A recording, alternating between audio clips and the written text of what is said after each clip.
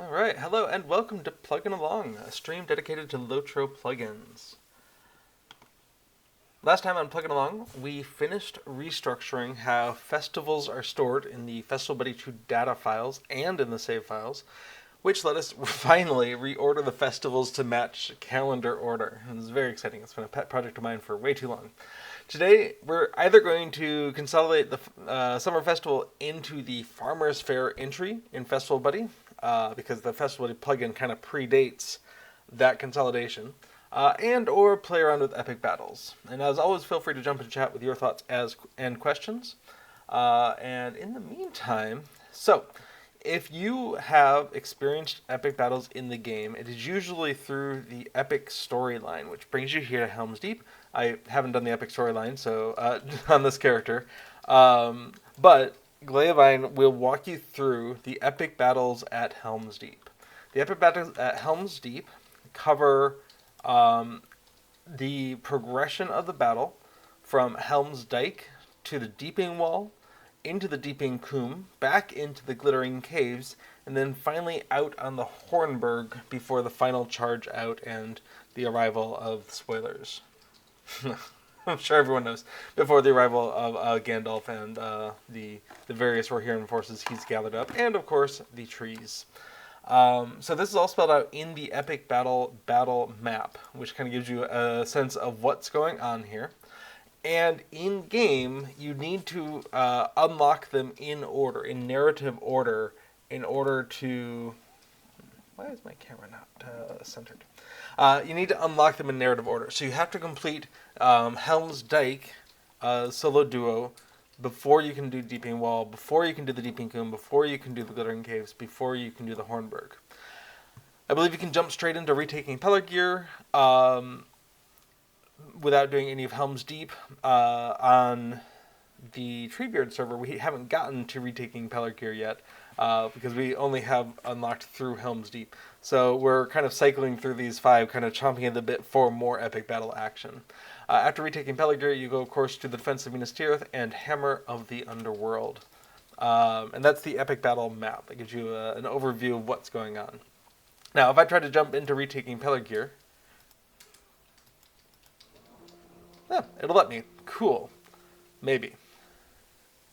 I am, however, not going to do that. Today we're going to go ahead and jump into Helm's Deep. Epic Games TV in chat was saying that they tried doing epic battles, they died a lot. I believe this character doesn't have much in the way of points. Okay, cool. We've been in at least one, because we've gotten some promotion points. Oh, Epic Games was waiting and just refreshed. Well, welcome. We were just getting into this. I had just did an overview of the battle map. So you start off with 4 promotion points. Anything you have more than that means you have either purchased promotion points in the LOTRO store or you have earned them on the battlefield. You missed the first 7 minutes. Don't worry about it. So, yes, the battle map, which is in your epic battles, which you can get by pressing shift, whatever you all have in place of my X key. I don't know. It's a good question. Nope. Not sure how to. Anyway, you'll see it on your carrot menu. For me, it's Shift X. You can purchase promotion points in the LOTRO store.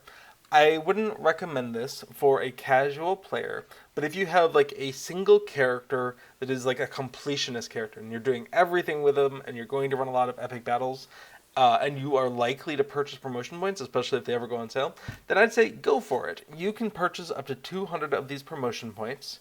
So you can get, so it will cost you up to 20 at full price times $3.95. So 8,000, less than 8,000 LOTRO points, which is not nothing. But if you were going to do it on a single character, the best time to do it is early on, so you can get more and more use out of them. This character, not going to bother.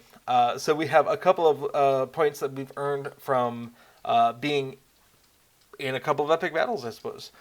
Just like your normal trait tree over here in the trait tree panel, if you are a subscriber, you probably will have 2 promotion tabs that you can cycle between, and these share a cooldown with your own trait tree.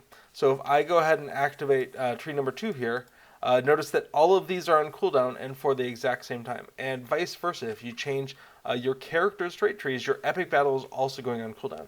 As a minstrel, this can be a little annoying because I'm often in a healing mode in epic battles because counterintuitively, you can also restore the morale of things like banners and other inanimate objects, as well as the soldiers around you. So I find it useful to be in healing mode, and if I'm doing that, I might also be in officer mode so I can better work with the NPCs, and then suddenly there's a side quest where I want to be in DPS mode and probably Vanguard as well, which, well, you know, you gotta understand that is a thing you have to work around. Okay, so trait trees, what are they? They are basically work with machines, work with NPCs, or just do stuff on your own.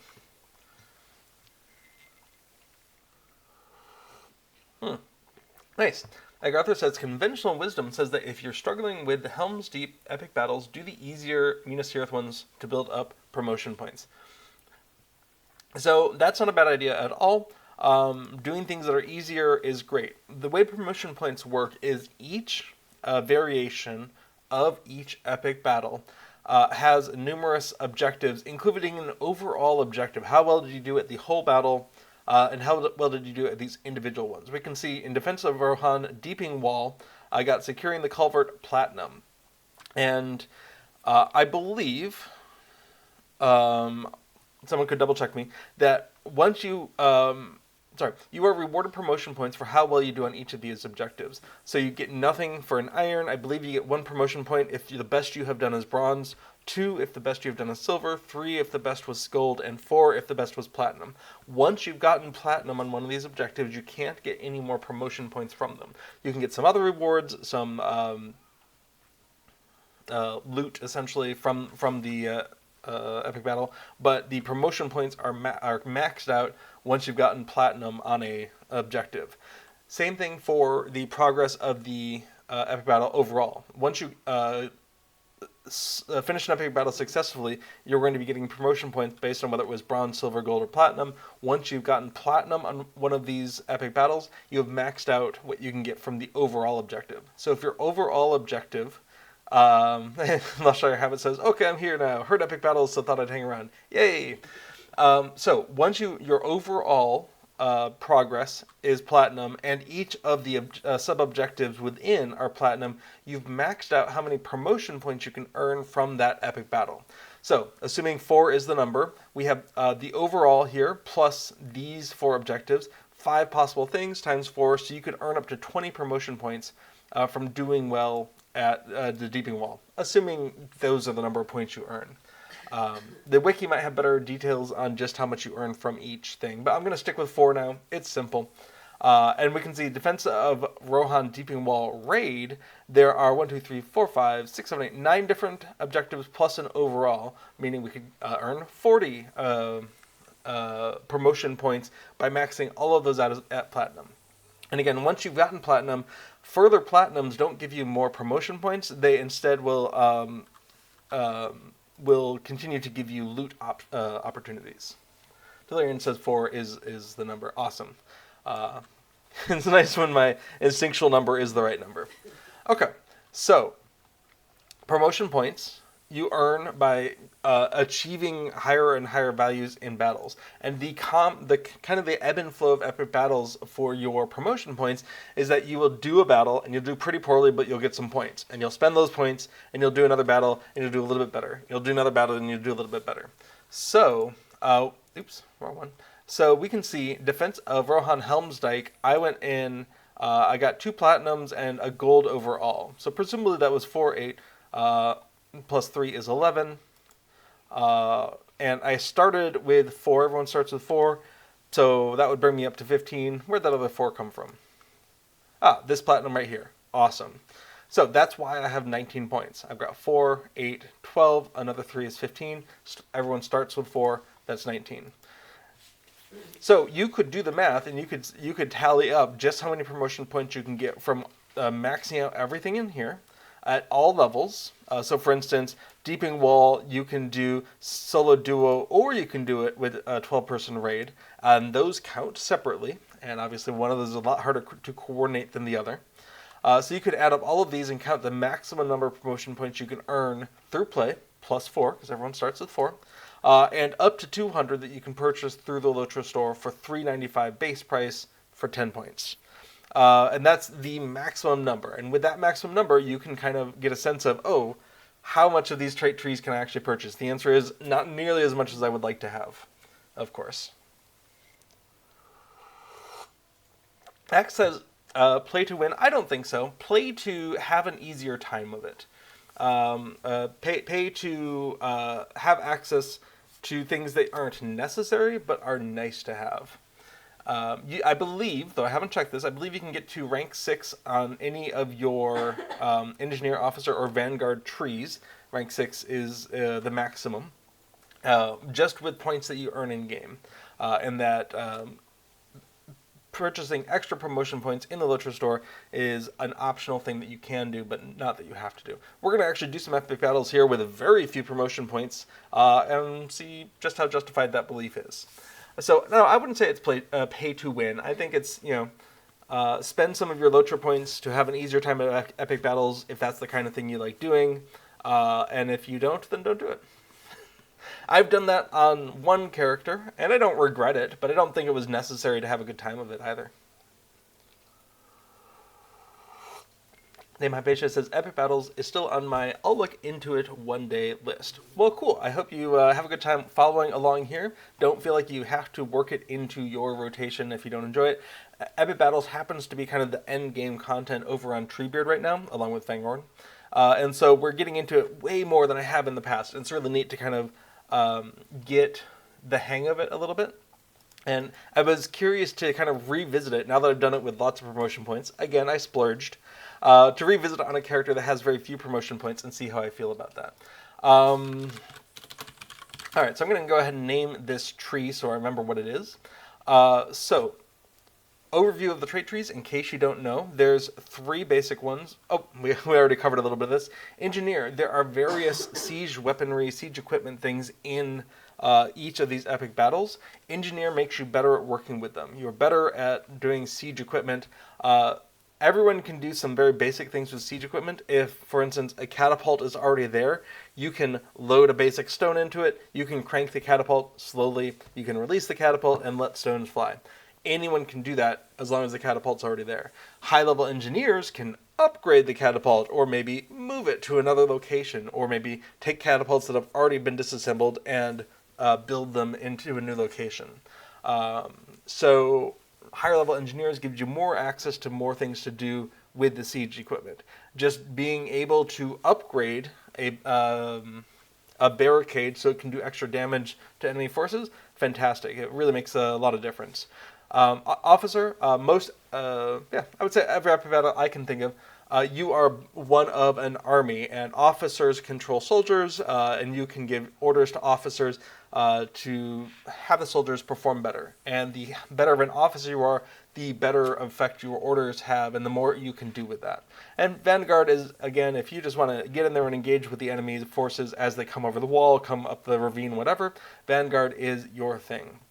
We're going to go ahead and start spending some of our points in here.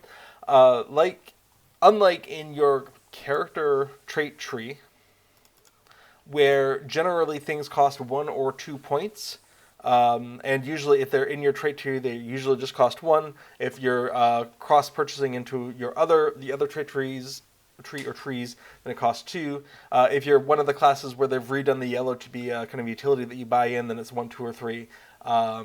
Unlike that, we have a system where when you're spending points in the epic battle trees, what do I want?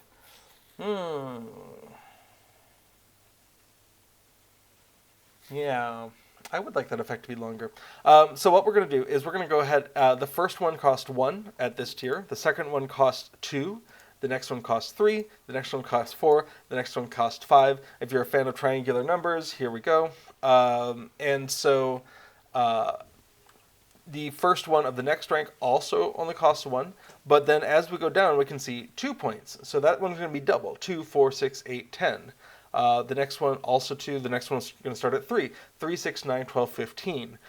So it is aggravating to buy into some of these really cool skills at the high levels. And the last two start at 4, so 4, 8, 12, 16, 20.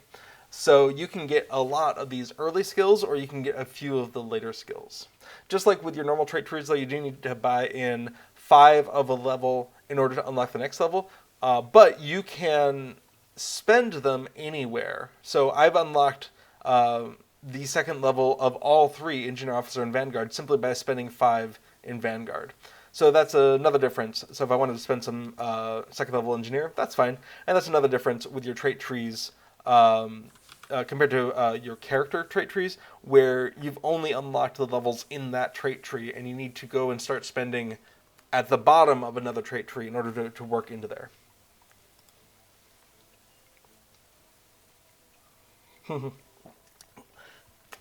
Little Redhead says, I'm really enjoying doing the epic battles. Lushire Habit says, I did story mode for Helm's Deep because I got so lost with Helm's Dyke. Yeah, and that's one of the big reasons probably why they introduced story mode. Is it also saves a lot of time. Arthur says, I have a few R6s without buying any promotion points, but never hit 200 promotion points. Used to grant a trait point, but now... Oh, yes. There are a couple of deeds that sit around, and that was another reason to do it on my completionist character, is I really wanted those deeds to just go away. There were 2 deeds that sat here, promotion points, acquiring promotion points. The first 100, after that you complete this one. The second 100, you complete another one, and those used to give class trait points. And I used to just say, you know what, I'm not going to have those 2 class trait points anytime soon. However, they have redone class trait points so that that's no longer in play. Alright, I still have 4 points available. That means I can get 2 more of these things. Let's see. The chance of that or the kill streak maximum. Nope, I really like that personal buff. So we're going to go ahead and spend those points there. Okay. So, very often with Epic Battle trait trees, you're going to have some points left over. You can go and drop them in a low level somewhere else. There's no harm in it, especially because respecialization just doesn't cost very much. 98 copper coin. Oh no.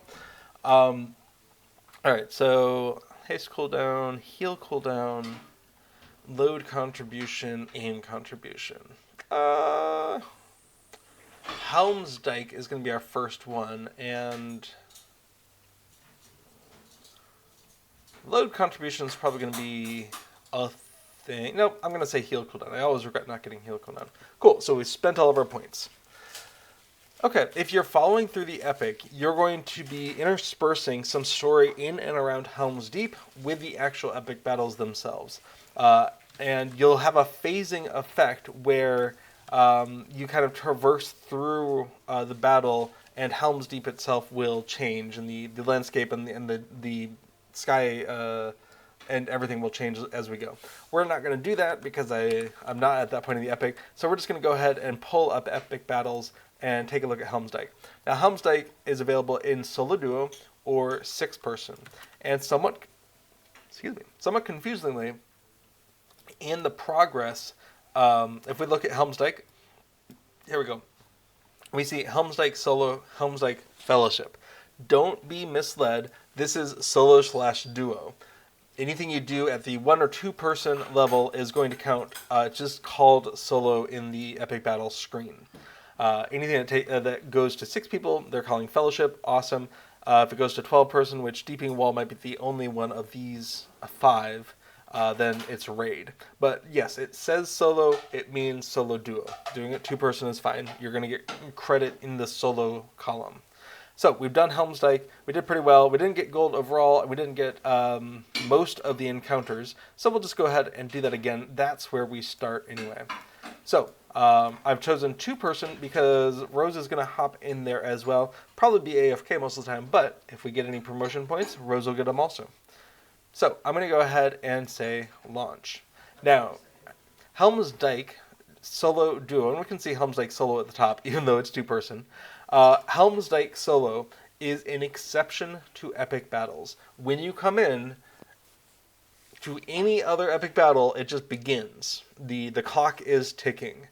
But Helm's Deep solo duo is kind of the learning how to do epic battles, and so it doesn't begin until you talk with one of the NPCs gambling, maybe? We'll see here shortly.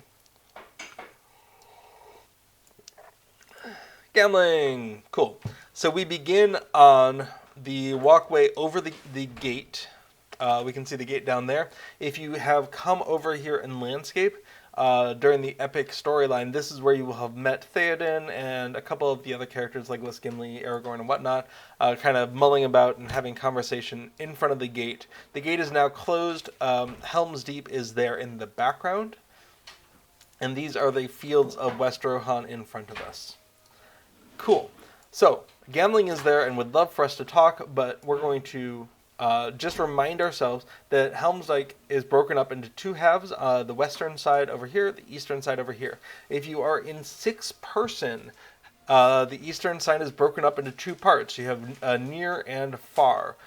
In solo duo, the far eastern edge is not in play, and that affects numerous of the side quests in terms of what is being attacked or what you have to defend. But here we are in the middle. That's not a useful view. So, the setup of this, for anyone who hasn't done this, and here are some of those boxes I was talking about. We can see you need engineer rank 1 or 3 in order to interact with those, so we don't have to worry about them. There are ravines on the side here. These are going to have enemy forces coming up at you. And we can see a body line here. What are those body line? Well, that's the line of death. If you walk over it, you start getting pelted with enemy arrows until you die or run away.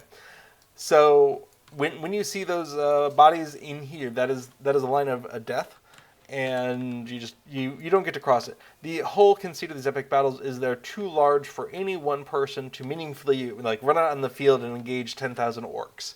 We have to work as a team. And so each of these ravines is going to have a line of bodies. You can see they kind of phased in when I got close enough. So you won't always see them if you're looking from afar. But just get a little closer, you'll see them, they'll phase in. If you cross the line, you start dying. So not recommended. Okay, so we had one ravine that was right next to the bridge. We have another one here. And there is a third one all the way at the end. That is not in play right now because we're in solo duo. Excellent. So we just have those two. I kind of forget which ones are which. And then we have a similar structure over on the right. And so the way the epic battle is going to flow, we're going to have some attack on this side, some attack on the other side, and then some attack on either side of the walkway, so the closest ravines. And this, of course, goes best if you have two people active. We'll see if Rosenbloom is active or if she's just here. Oh, she is. She's even putting down some barricades. I was going to not play around too much with having lots of promotion points because I don't have promotion points. So I'm just going to be vanguarding it up here.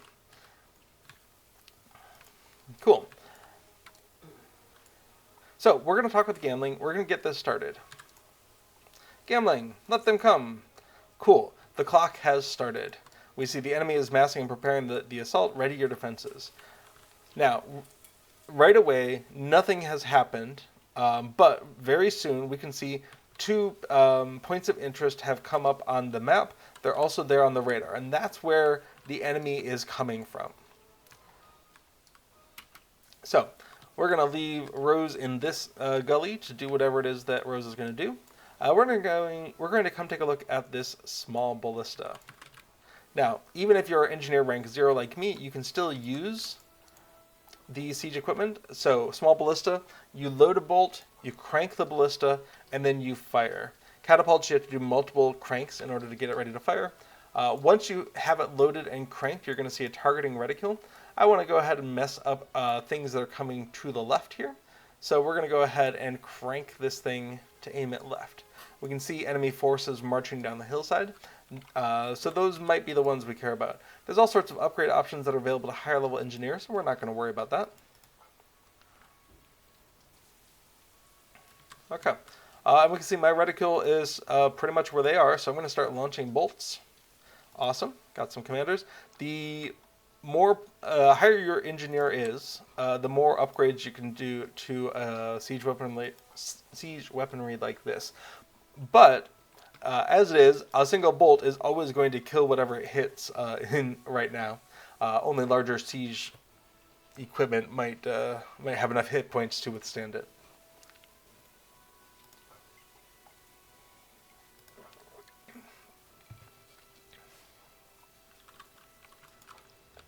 Alright, I should have checked. Am I still in DPS mode? I am. Great. Okay, so what am I doing right now? Really, I'm just softening the enemy up. At a certain point, it may have already happened, they will be running up the ravine. And once a certain number of the enemy have been defeated, we will trigger a side quest.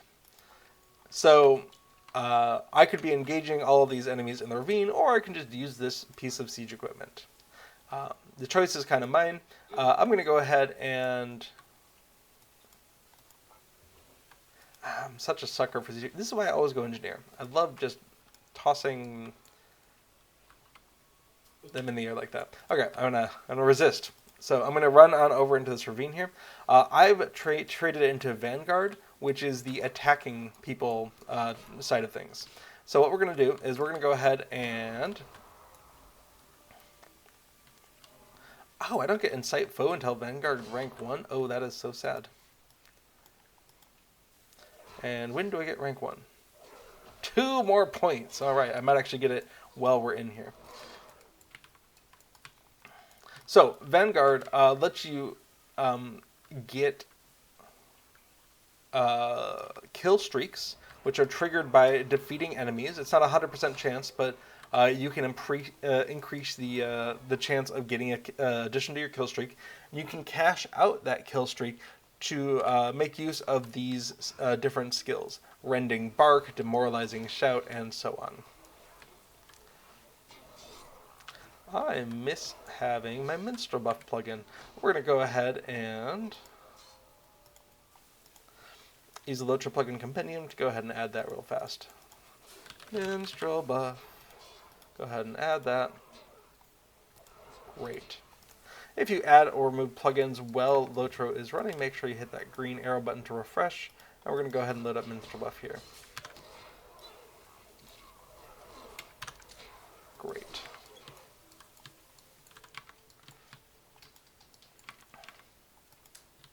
Okay.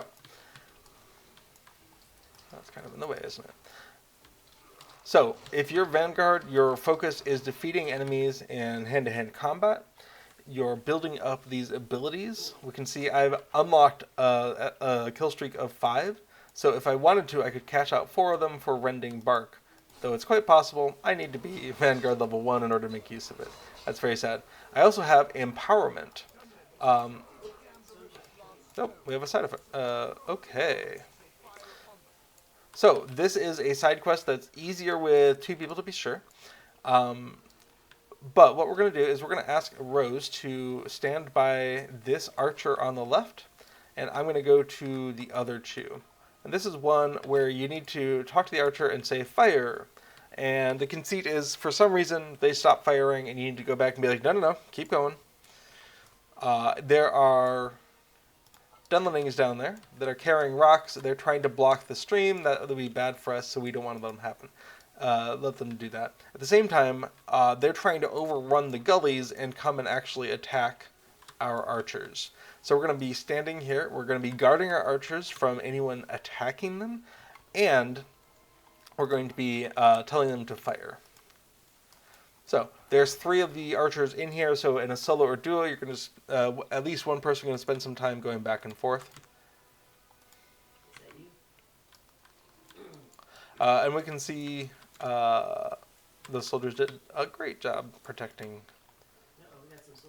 All right, we got some Dunlending recruits on the way. I've seen it happen where if you start attacking them, they start running away, and I don't understand what's up with that, but sure, why not?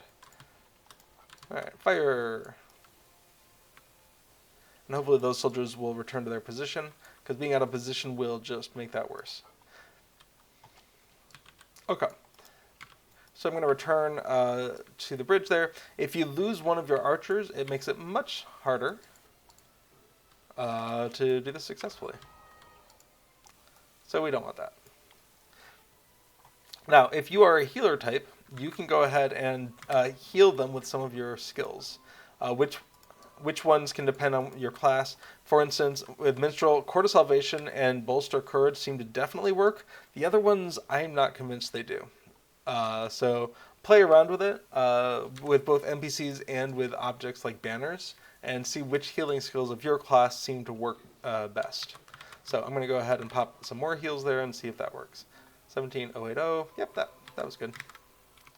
All right, more Dunlendings coming in. And fire. Awesome. So basically, there's 15 Dunlending stone characters that you have to defeat. And it feels like every time you tell them to fire, you get one. I'm not sure if that's actually true, but that's what it feels like. So you've got to do this around at least 5 times for this to work.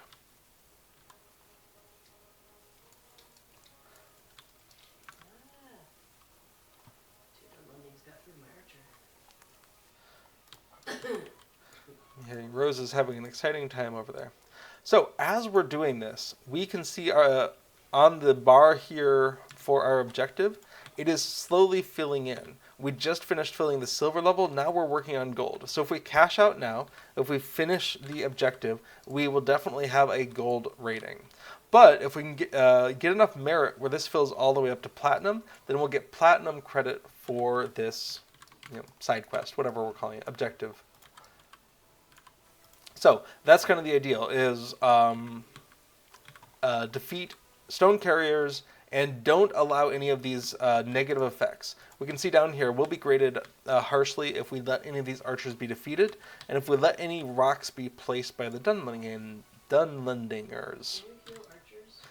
Rose is asking, can you heal archers? The answer is yes. If you are a healing class, it is quite possible to heal archers.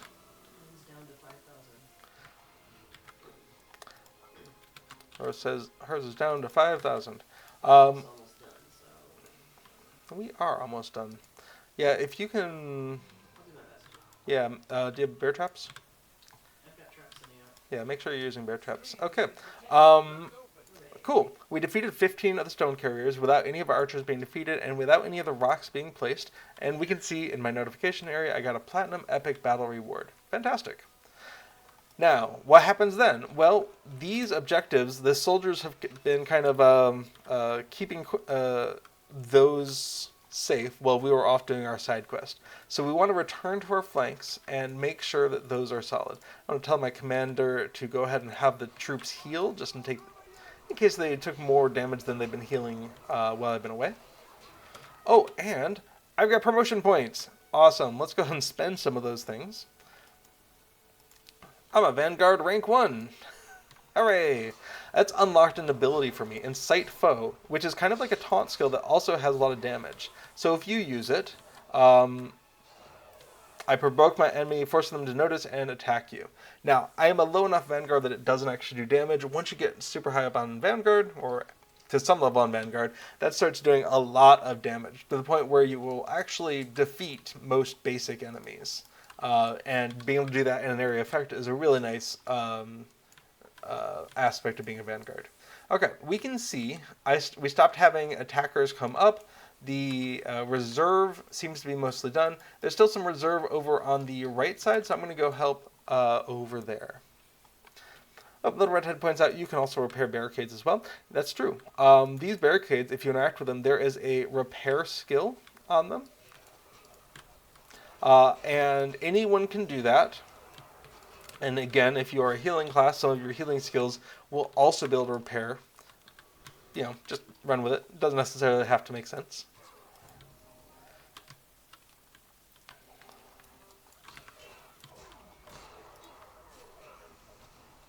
We got a new assignment. Oh, hey. Awesome. So, we have a new assignment in the epic battle. We have completed the western flank there, and we're being reassigned over to the east. And so those soldiers will pick off any of the remnants, and that's totally fine. So over here, we also have 2 ravines that we care about. Rose is guarding the first one here, so I'm going to go ahead and speed my way along to the second ravine, We can see it's over there on the map, just in front of us. Hammer's voice. They're mid-thinning. We'll have a break of it. I think Hammer, you are slightly off. Cool. So when you interact with a barricade like this, when you interact with any of the siege equipment on the field, your siege equipment window or whatever is going to pop up. Bear in mind that you won't be able to do anything with anyone if you are mounted. You can mount up in some of these epic battles, but if you are, you will not be able to interact with siege or NPCs. However, one of the important things here is the repair button. If the barricade gets damaged, that's what you're going to use to fix it, just like that. The higher level engineer, in the engineering tree, you can spend points to increase the speed of your repair ability, as well as many of your other abilities.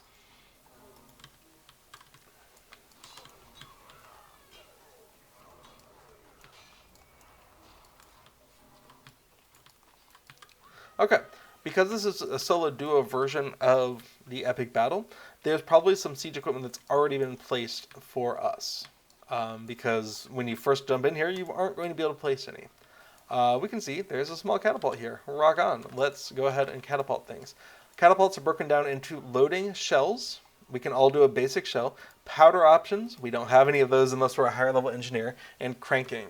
So for non-engineers, put a rock in it and crank it up. Once there is a rock in it, you'll be able to see a targeting reticule on the ground there. What we want to do is go ahead and launch it at that reserve group of forces back there. So we can see it's at least out on the field. Let's go ahead and rotate this thing using the aim right button.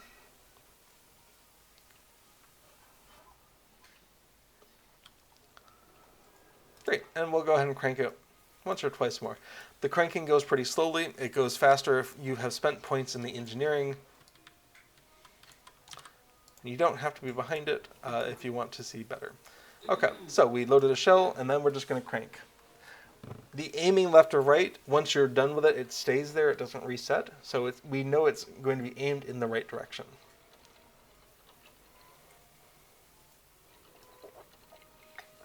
You can see the targeting reticule is advancing across the field. It does it in chunks, and it takes maybe a half a second to a second after you finish a crank, especially when you have faster cranking speeds, for the new position to show up. So you'll get a feel for that later on. Okay, we can see, nope, I've loaded. We can see a lot of the first wave there, or first half of this wave, has been defeated. And so what we can expect is, yep, there we go. The next one is going to march up into place, which is great because the place they're going to stand is where our catapult is lobbing. And we can see there's a total of 3 parts of this wave. Now, if you can get the targeting reticule to overlap multiples of these, even better. One of the upgrades that you can do is increasing the distance your catapult works over. And that's a way that engineers can be a lot more effective with catapults. But you know what? I will take defeating 6 opponents.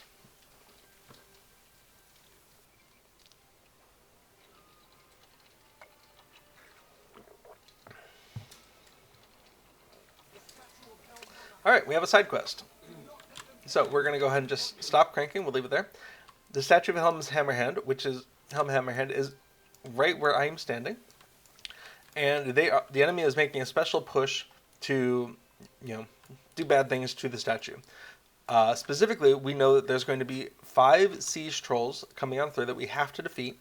And the criteria that we're grading against do not allow Helm's statue to be destroyed, number 1.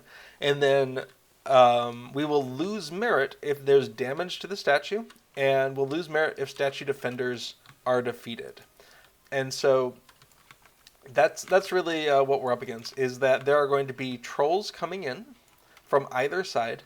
And so it's helpful sometimes to be stationed near the canals, the gullies here, so that you can be attacking them on the move. Especially if you're a class that has the ability to attack while you're on the move. It's very helpful here. And then if you happen to have voice comms or are in the same room as someone, you can kind of call out, oh, I've got a troll here, I've got a troll there. Especially if you think it's going to be a problem. Oh, troll here, no problem. and just let people know what's up, because the trolls are the big thing. Everything else is usually too small to make any difference, and people will talk about teleporting trolls, where trolls will be there and then will kind of disappear, and they'll reappear up on this side of the hill. I think it's meant to stop any glitching with their pathing, but it's something you have to be aware of. If you see a troll just kind of disappear, it's not gone. It's solving a pathing issue by moving from down there to up here. I've got the first troll on this side coming up, and we can see it takes a lot more punishment than everything else. Oh, that's funny. I turned on landscape difficulty earlier when I was numbing some virtual XP potions, and then I forgot to turn it off. So everything is just a little bit harder to attack here. That's okay. So yes, by lobbing attacks at whatever's coming up the gully, I can help the soldiers here be a little bit better. And I can give the order. Hey, be faster, do more damage, have some armor. Great. When I do that, there is a cooldown for that commander where they cannot have that skill activated again for some amount of time. Let's say a minute. Let's say a minute and a half, something like that. You also have a personal cooldown where you can't use that order again for a while on a different commander. So we can see my personal cooldown is preventing me from issuing a heal order to this commander. And this commander, it has its own cooldown, so someone else can't come along. Oh, another troll.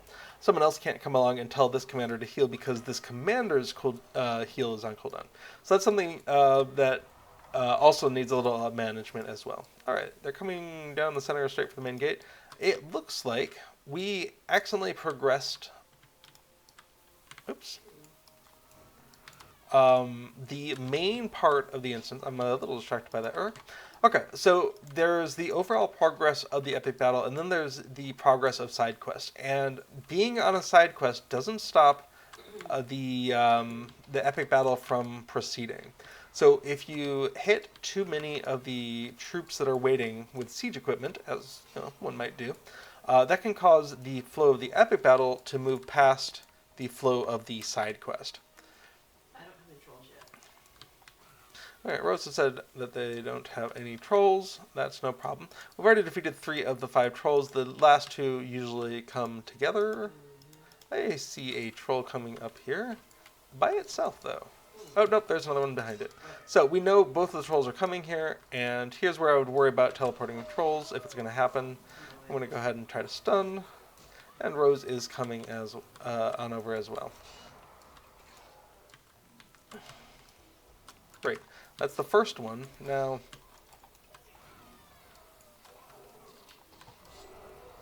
can we stop the troll before the... Yes, excellent. So we went ahead and stopped that. Now we need to kind of scurry to get back to where we're trying to go to, which are these gullies just on either side of the... what are we going to call this thing? Like a parapet? I don't know. This wall here. That exists. GG. Yeah. It's satisfying when you get the troll before it damages the statue. Alright, how's this? Barricade, it's fine. Okay.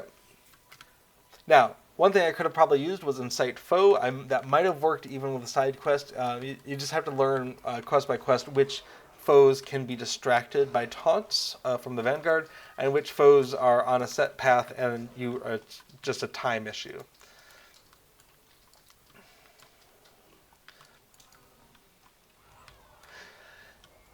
There are references out there like the wiki, and there's also a plugin for epic battles that I've been meaning to try out and see how it plays. But I believe in Helm's Dyke there are 3 side quests that happen. But I could be mistaken. That could be a 6-person Helm's Dyke, and in solo duo Helm's Dyke maybe it's just 2. We can see we've already gotten gold completion. If anything, we'll soon have a break. I'm not sure, Emmer, you have the right ebb and flow of this battle. Anyway, we've already filled up our merit bar for the overall completion of Helm's Dyke all the way to gold. So if we cashed out right now, we would get gold credit for the epic battle. But if we can fill it all the way to the end, and also if we can avoid getting dinged on our way, we will get platinum. So what causes it to fill up? Well, just doing the epic battle. This is the overall epic battle. So if you get to the end of the epic battle, cool. That's platinum minus anything you did wrong. So what can we do wrong? We can lose soldiers. Well, we don't. Let's not do that. Let's tell the commander to heal, and this other commander, let's tell them to, go faster. Cool. Commander's defeated. If you lose a commander, that's really bad. So don't let that happen. But it's usually pretty hard to lose a commander without also losing some soldiers. If you have higher level officers, they can interact with the priority target mechanism, which allows you to say, hey, prefer to attack goblin sappers or prefer to attack berserkers or whatnot. And that can help a lot with preventing, whatever's going on. If you're worried about sappers getting through and blowing stuff up, being able to target all your forces on sappers makes a big difference. You can also change all the soldiers from being single weapon to single weapon and sword, or two weapon, which changes how much damage they do, but also how much damage they take. So being able to interact with these commanders can make a big difference in the battle. And losing soldiers and commanders is always a ding against you in epic battles. So having someone who can lessen the chance of that is always nice. And again, if you are a healer type, you can heal NPCs. Now, in Helm's-Dyke, usually the enemies don't spend a lot of time attacking your soldiers. Obviously, these soldiers are a little bit injured, and I can go ahead and try to heal them up. But they're not dying yet, and that's nice. It gets worse when you're on, say, the deeping wall, and there's waves of arrows being shot in, so everyone's just taking a little bit of damage constantly, and that hurts a lot more. And then the final criteria is banners burned. That's always a criteria as well in Helm's Deep, and it's these banners here in the back. We can see these banners, they're full up right now, that's great, but if any of them are burned, that is, they've been completely destroyed, that takes away as well. So the default assumption is, hey, you're going to complete everything and get platinum, and then everything you do wrong takes away from that. Your progress on the side quests also matters. So if you do platinum on all the side quests, great. If you don't, I believe that also takes away from your overall. Powder of the Gate. Okay, so we need to go defeat waves of bombers and their leaders. We're going to go ahead and mount up here. There is a rope at the top of here, or you can just fall off. You do you. But there is a rope that will just teleport you down to the bottom. So we need them to not get to the gate. And so we want to come meet them as they are running up this road. Awesome. Now I'm in Vanguard mode, so I might be able to use this taunt. I'm curious about that. The sappers, if they get to the barricades, will... Let's see. Nope. Can't distract them. The sappers, if they get to one of these gates, will lay down an explosive charge, which can be disarmed. If you do not, it blows up. It damages the barricade. So, how do we get graded? Defeat all waves of bombers and their leaders. Cool. We can allow the gate to be weakened by black powder kegs a certain number of times. If it happens 6 times, then we've just lost. It was too much. We were overrun. Black powder kegs detonating at the gate dings us. Barricades, these things, destroyed dings us, though you can extinguish them if they're on fire, and you can do some repairs as well. Gate defenders and commanders down here, if any of them are defeated, that also dings you. So if you defeat all the waves, and you don't let anything blow up, and you don't let the gate get damaged, or any of the NPCs get defeated, then that's a platinum completion. Awesome.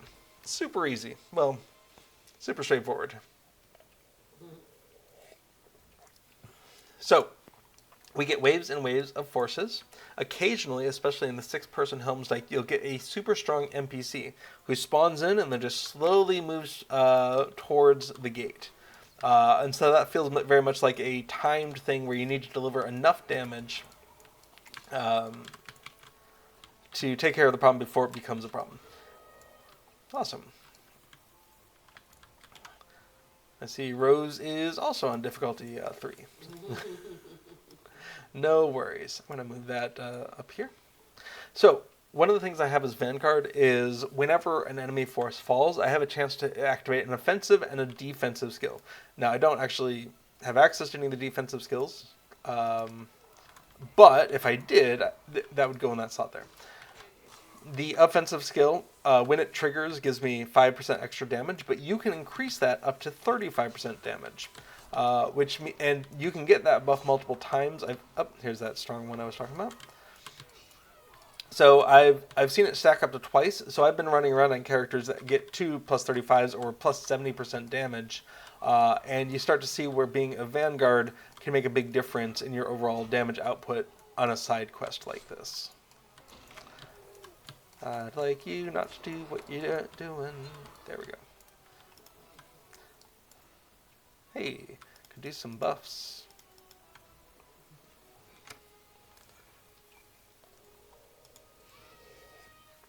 Okay, here's the next group of sappers. Nicely done. And we can see our progress. We've already completed gold level progress. We're working on filling up the platinum, so it might be 1 or 2 more of the waves will be enough to do that. We're at 80%. Awesome. All right. We can see some of these waves have many more enemies in them than others. That definitely tries to keep you on your toes. The soldiers are going to go for the NPCs. I believe the sappers are going to go for the siege equipment, the barricades and the gate. And we don't want any of them to get there.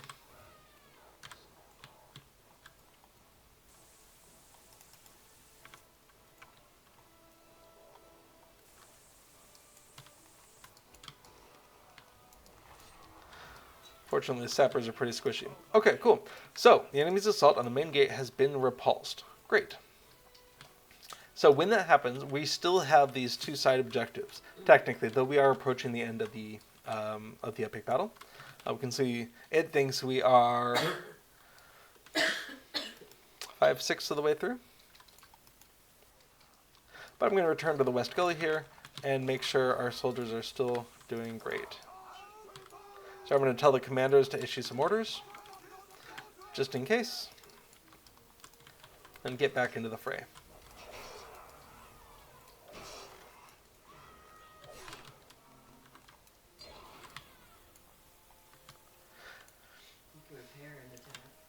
Oh, good point.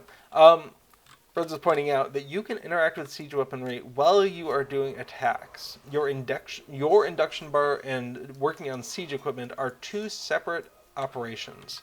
So it is common to see people doing things like building equipment or repairing equipment or extinguishing equipment and also engaging in combat. So the more practice you have kind of doing 2 things at once, the easier that gets. But if you're doing a long-lasting repair operation where this is going to be repairing for maybe 30 seconds, you're not out of combat as well. You can keep on attacking things. That flag is just causing me problems. You can keep on attacking things, and there's no problem with that. It's a little bit of a suspension of disbelief there, because obviously that would be very distracting in real life to be repairing a barricade. But the mechanics of the game allow you to do both.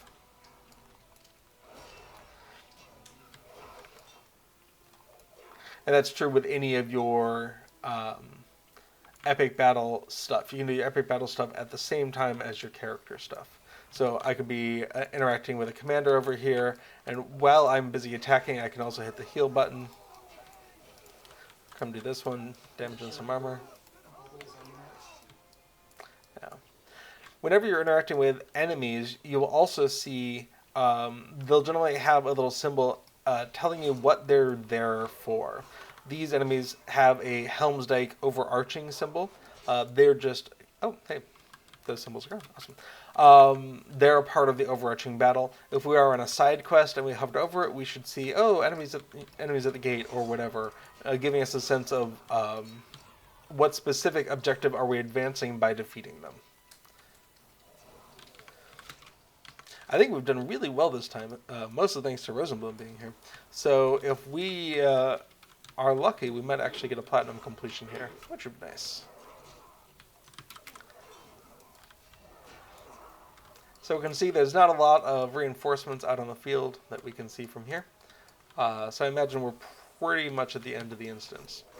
The fact that our symbols here have gone away suggests the epic battle is kind of spooling down here.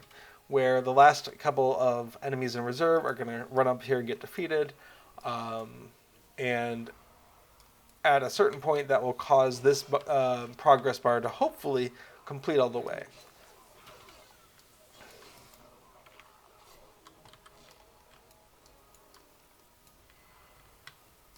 I'm going to fail to resist to go check out the siege equipment here.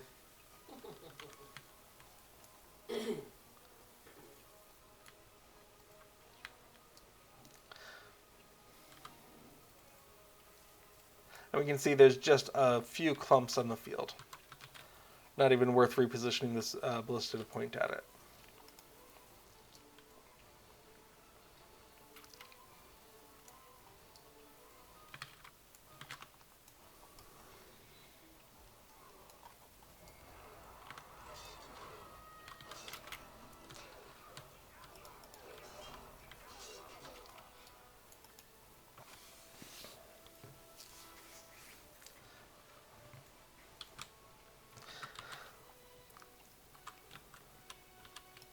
Alright, so we can see for defense of Rohan Helmsdyke, Statue of Helm... Oh, a stone obstruction. That was a new completion. I think we already had Powder at the Gate. Statue of Hammerhand. Oh, that was 3. Cool. Haven't done Protect the Horses, Flames of the Gate, or Guarding the Watchtower yet. So hopefully we'll get one more promotion point from getting Platinum here. So for those of you in chat who maybe are a little new to Epic Battles, Lost Shire mentioned it at Epic Games, do you feel like we've answered like the pressing questions of I don't know what I'm doing, how do I make this thing work, what's going on here that you might have about Epic Battles? Obviously, doing it yourself, is the best way to learn. But hopefully we've kind of answered your questions about why you might die suddenly if you go down one of these gullies, or what's going on with the ebb and flow of battle, and why sometimes it's okay to just kind of abandon your post to work on side quests. Now we just got the completion here. Ganling's calling out, their main forces marches, so there's too many orcs, we have to drop back. Epic Games says solo at 11 was not the best idea. Now, when you come in here, you are artificially bumped up to level 100, we can see, or bumped down. So you can do this at any level. But the whole system feels a little intimidating. It's taken me many, many repetitions to kind of feel comfortable in what I'm doing here. Yay! Platinum! We got Platinum completion. Fantastic. Thank you very much, Rose, for jumping in there. So, you can leave, I think, at this point, but I just wait for the instance to kind of shut itself down. So it's going to kick us out. There we go. Oh, Little Red points out, but you don't get the skills that you would get further on. Very good point. So if you are going to engage the enemy, Vanguard or not, it's going to be much harder. If you get to around level 50 or so, you're going to have most of the skills for your class. That'll definitely help a lot. Yeah, Epic Games, understanding how the battle flows is super important for the Epic battles, because I really get that sense of, oh no, I can't abandon the gully here. Maybe we shouldn't all go to these side quests, but it's very much a case of, oh, this is a critical issue right now. A few people go and handle it, and then all the soldiers and commanders, they kind of hold down the fort while you go deal with the fact that they're trying to set your horses on fire or whatever. Lost Cyrus says, it does help, rather. I learned by watching, so this has been helpful. Awesome. So I thought we might actually jump into the second one, because it's a very different feeling in the Epic Battle. That one was very much a kind of you're defending these gullies. It almost feels a little lackadaisical. Deal with stuff here, deal with stuff there. It starts feeling very much more frantic when you get up on the wall. So we have 2 more points available. I'm going to go ahead and respecialize here. All right, what do we have here? Kill streak percentage chance. Nope. I'm going to go ahead and spend things here. Well, you know, well, it's going to take 19 more points. All right, I was wrong. I'm going to spend them there. But then I'm going to go back to my other trait tree here. Call that engineer. And let's see. So if you want the most cost-effective way of spending points to unlock things further down, remember that each of these skills goes up in points, 1, 2, 3, 4, 5. And so the most cost-effective thing you can do is something like 1, 2, 3, 4, 5, right? spending your points like that, I've only spent 5 points and I've unlocked everything in the second row. So if I really want bear trap damage, if I want to spend my points there, that's a thing that you can do. However, the points that you spend within a tree are what determines what rank you are. You need to spend those points in engineer, and ranking up in a specific expertise is just super, super useful. So I would generally recommend spend them in a single silo and only spend a couple outside of that from time to time. Okay. So loading or aiming, I think generally loading is going to be more useful. I'm going to put 1, 2, 3 there and 2 here. And then we have build contribution or bear trap contribution. Now, bear traps are my favoriteest thing in the world for siege, for epic battles. We'll take a look at that coming in. All right, caltrap damage or disable contribution. Probably disable.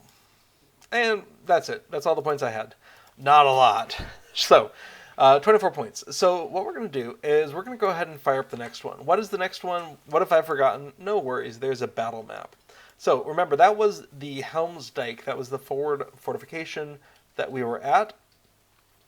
Once you're done with Helm's Dyke, you fall back, you go up on the Deeping Wall. And again, if you're doing the epic storyline, you have some cool little interstitial moments within Helm's Dyke, Helm's Deep landscape that flesh out the story and connect the different battles together.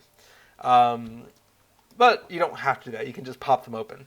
So we can see on here, this is single, solo, duo, or 12 person. There's nothing in between, which a little disconcerting. And half of the map is kind of not used during solo duo. So a 12 person one's way more chaotic even still.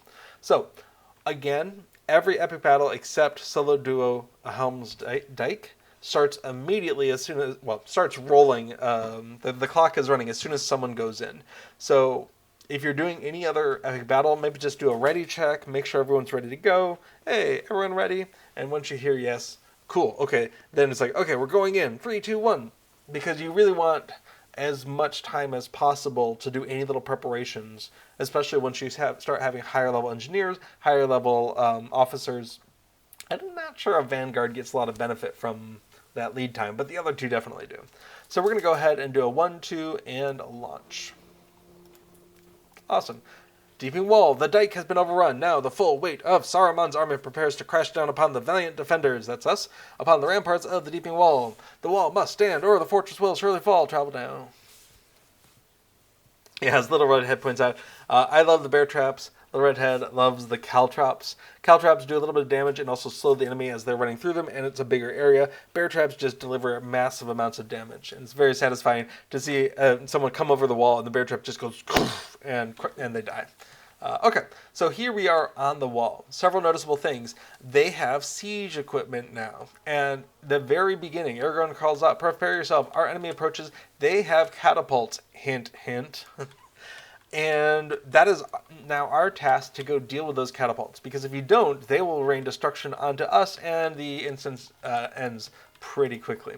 So, I'm not a very high-level engineer here. I don't have any powder options. No biggie. We're going to just crank this thing and try to take out enemy catapults. You can see them slowly moving through the crowd up there. We're going to start with a single catapult here, and I believe a double catapult for the second wave. So what we want to do is get our medium catapults reticule out on the field to the point where we can gauge... Uh-oh.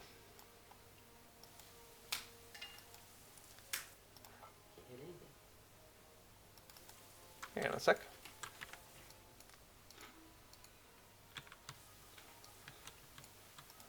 I am so used to being able to upgrade the distance on these things, I just forgot that that's as far as you can throw these things. Okay, well, we've cranked as much as we can crank. And so we're going to be waiting until that catapult reaches the reticule, or just about, because it does take meaningful time for the stones to fly through the air. I'm not sure if we want to go that far. Sure. So we're going to go ahead and actually launch it now, so we can start the whole loading process again while that's in the air, just in case we need to... The cranking's going faster because Rose is also helping crank, which is good because I missed the first shot. I let it go too early. Okay. And I was wrong. It should have been one further over. Okay, so we've landed the first shot there. We're going to hit one more. We can see they just lobbed one at us. That's too bad. And we're going to do another one.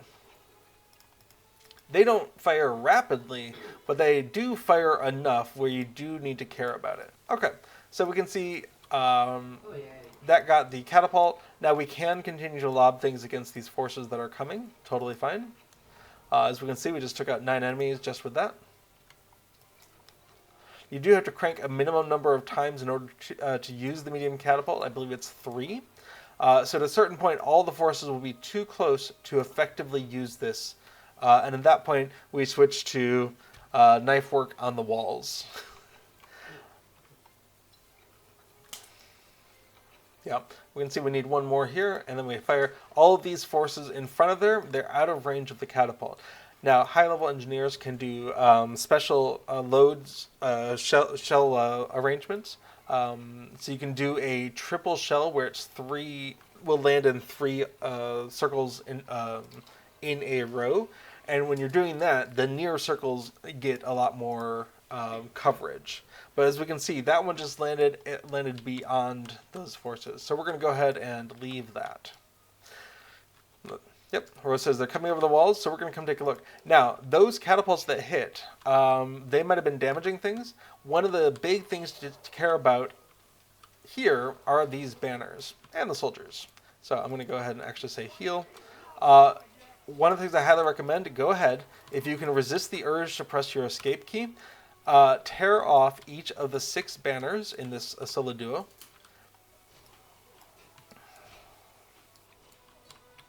So you can keep an eye on their health, because they'll go down faster than you would believe. Yep, we can definitely see. So one of the things I'll often do is be in a healing mode. Do I actually have a healing trait? Nope, I do not. So that's not going to be very helpful.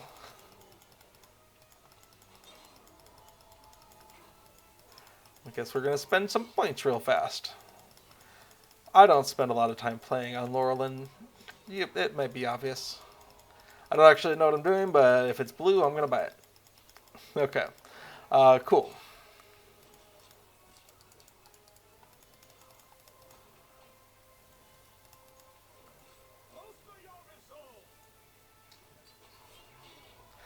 Yeah, good enough.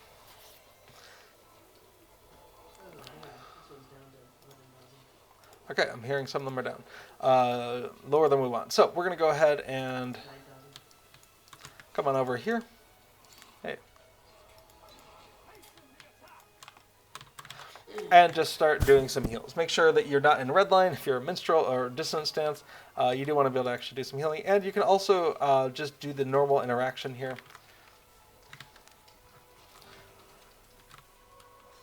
Cool.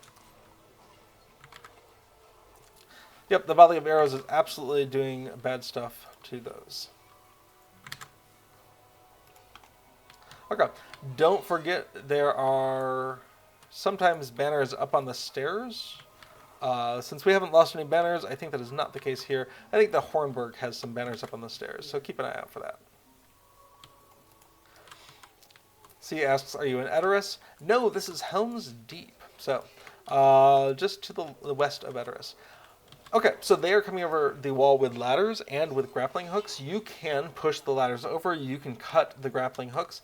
However, the pace of battle does require you to actually let some of them over the wall or you never progress. So to control the amount of damage coming in on the soldiers, I tend to worry about the ladders. They're a little bit faster to knock over, and then just let them come over the grappling hooks. Now, I'm in engineer stance right now, so I have some traps. So I can put down a bear trap here. Awesome, thank you. And the next time a soldier comes over the wall and encounters that bear trap, it will defeat them just like that. It's delightful. Highly recommended.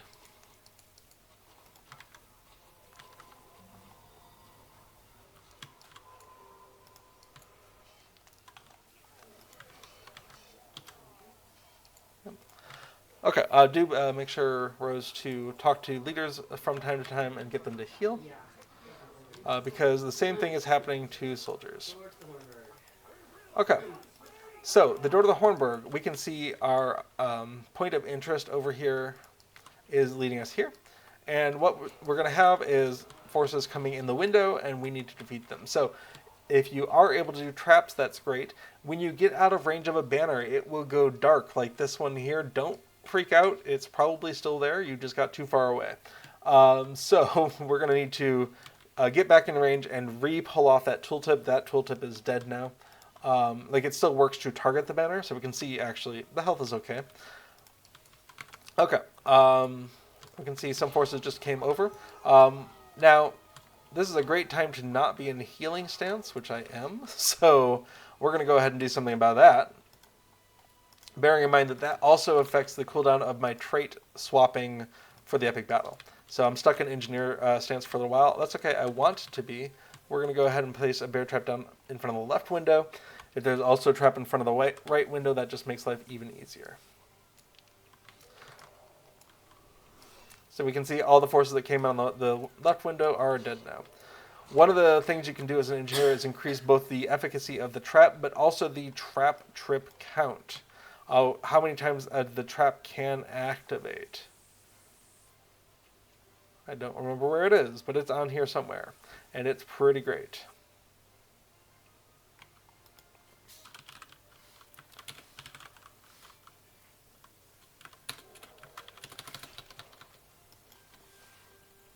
Trap trigger count, right there. It's on the 4th row, and you can increase it by up to 17 times. The bear trap by itself comes with a certain number of triggering times that it'll work before it despawns, and you can increase it to ridiculous numbers as an engineer.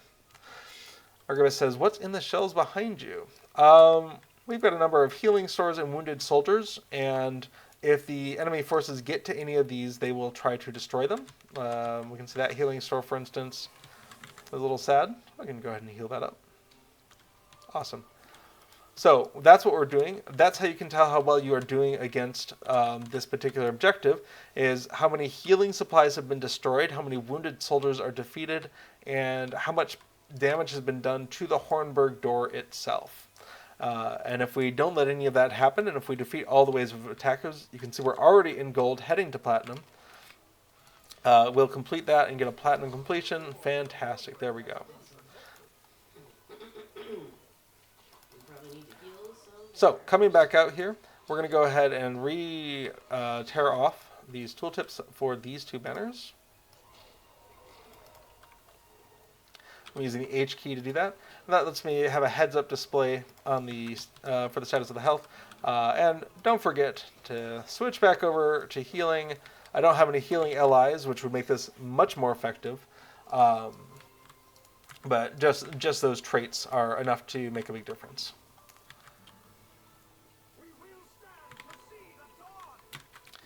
When the NPC says, we will stand to see the dawn, or this fight isn't over yet, that's telling you that someone's activating their abilities, which is great. When I look at some of these soldiers, you can see there's some injuries over there. There's some over here. Yep, so definitely now is a good time to have that commander tell them to heal up.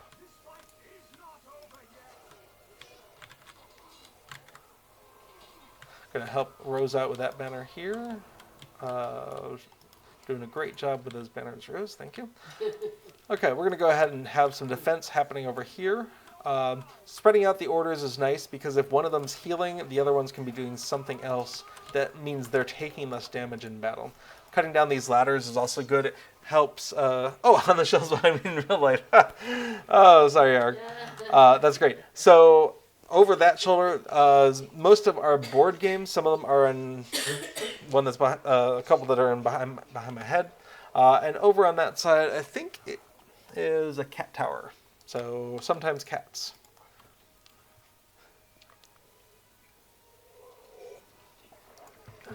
Sorry, I get very distracted when I'm in an epic battle because there's so much happening. And not all of it is relevant to what I'm working on right now, and the learning how to filter out what things matter in an epic battle. Like this warrior coming over the wall, it's not actually my job. That's all these soldiers' job. Alright, all my stuff's still on cooldown. Great. Banners are doing good. I can see Rose is working on that one. I'll go pop a heal on it.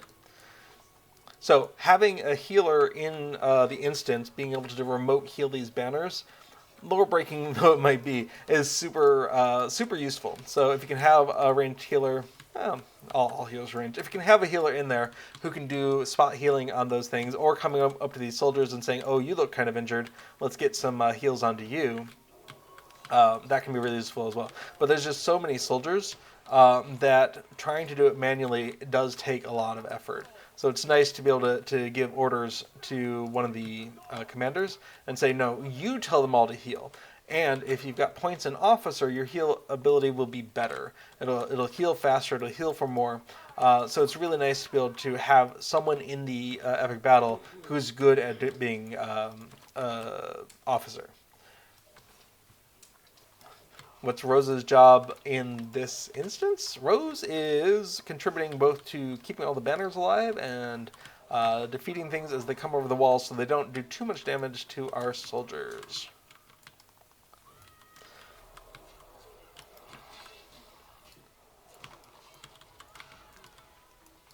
Okay, we can see this barricade is almost defeated. That doesn't actually affect our overall rating directly, but... Oh, hey, let's go ahead and pop down a bear trap here. But when the barricade goes down, that means our forces are going to take more damage faster, and that's not great.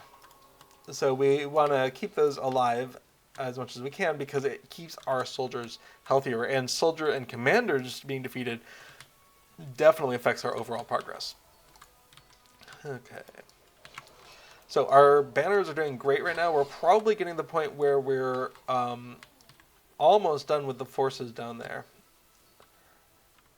And then we're probably going to be entering phase 2, which will have more siege engines coming across the field. So hopefully our siege equipment, there we go, it looks like we shall soon have a respite. Use it wisely. So hopefully this catapult is still in good shape. We can see Rose is already hard at work cranking it. Fantastic. So if we wanted to upgrade the distance, we would require an engineer rank 6, damage is 5, speed is 3, and armor is either already done or I'm not sure. Probably already done. So we can see 2 more catapults are coming through the field, and they look like they're more to the right than previous. So we're going to go ahead and rotate so our reticule is hopefully where they're going to come. Oops. Oh, too much. Oh, sorry. We need to stop when it is... I don't see them. Oh, I see them now. Yeah, if you're not able to see the reticule and the catapults in the same view, then, just wait a while. They will be. One thing I like that you don't have to be behind the siege engine equipment or facing it in order to use it. So there's... I don't know if it's like an invisible ceiling or something, but I just can never zoom out as far as I want for my character to see what's going on in battle, and it adds to the chaos of the battle. It's fine, but that's I'll work around. Is don't feel like you have to stand behind all this equipment. You do not. Hello, cat. What's up? Yeah, I'm just waiting for catapults. Okay, now we may have overcorrected here. I'm going to do 1 and then stop. And you can combine your efforts with someone else. Uh-oh. Well, we're just going to go ahead and fire this off and see what happens. Well, that's unfortunate. I'm not sure what we're supposed to do about that. Oh, there we go. Maybe it wasn't cranked enough? Uncertain. But we're going to go ahead and make sure we don't lose too much there. We can see some of our banners got hit there. We're going to try to make sure it doesn't take them out. Cool. Alright, I'll go do banners. I need you here. Oh, okay. We need to take out the other catapult. That catapult gets taken out, the other one moves up into position. If you're high enough engineer, you can take them all out with one large shot. very quickly. Us lobies will just have to do multiples. We can see the first shot takes out a fair amount of forces and half that catapult.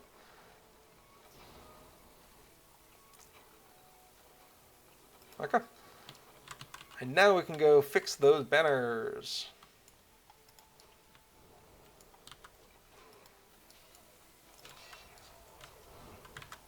Okay, so we want to make sure we are fixing those banners ASAP.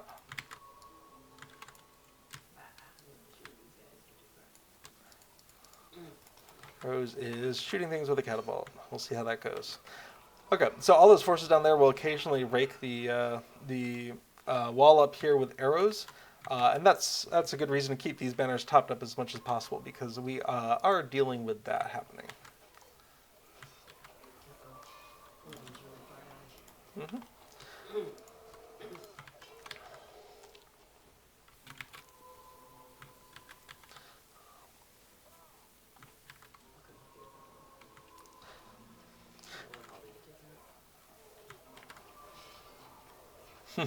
Patine says hello or hail, hail.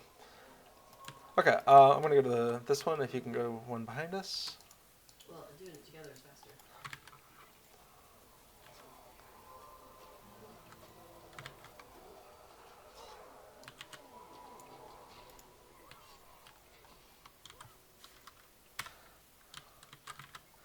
Okay, so we have mostly recovered from those catapult shots on our banners. What we want to do next is go ahead and talk to the commanders who were near these banners and make sure their forces are also healing up. So, commander, heal thyself. We can see, yeah, these forces are pretty low. So we want to go ahead and maybe give them some protection as well. In the meantime, some haste over here and some damage over here. The barricade's gone. Okay, I'm hearing the barricade is gone. That's unfortunate. Let's go ahead and get a bear trap down then. So you may notice I'm spending a lot of time in engineer form here and not spending any time in vanguard. And that's just because it's so useful being able to heal things here that I don't really want to be in damage form. I want to be in heal form. So I'm playing to the strength of that and focusing more on giving commanders orders and healing up all these banners and soldiers. Soldiers by me, can you hear them? Alright, I'm hearing there's soldiers over here, they're injured. Well, we're going to see what we can do.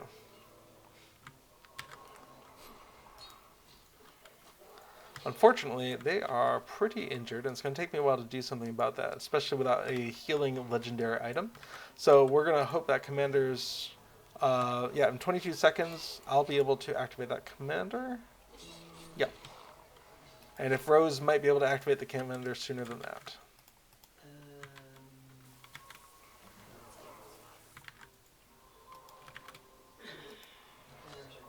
Hey, I completed a class deed, enduring morale. That's funny. Okay, so we're going to tell this commander to go ahead and heal. Awesome. And that'll give them a heal effect, which is healing over time. Not as much as I would like, but something.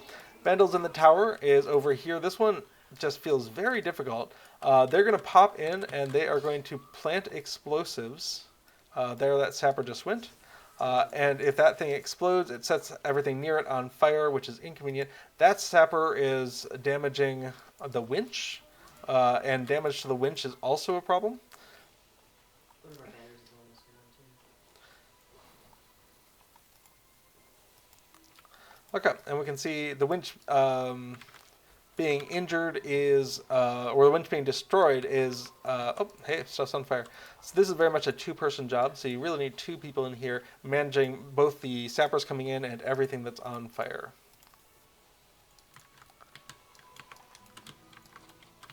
Even better if you can get some traps on the ground, like bear traps, which takes them out before they can even plant those explosives. Or hey, yes. Oh, yeah, this is crazy. Yeah, this is very much a... If you have two people in here, it really rewards having those two people because stuff just seems to pop out of nowhere, which is very inconvenient. Can you heal supplies or no? Yep. If you are a healer, you can heal supplies or winches. Awesome. So coming on over, healing that, healing this, planting down another bear trap. You're allowed to have multiple of your traps down on this at a time. If the old one hasn't expired, don't worry about it. You'll just have multiples down until they either time out or they're triggered as many as possible. Oh, we can see something's on fire. So multiple people can extinguish at the same time. Awesome. And we'll get some healing up here as well.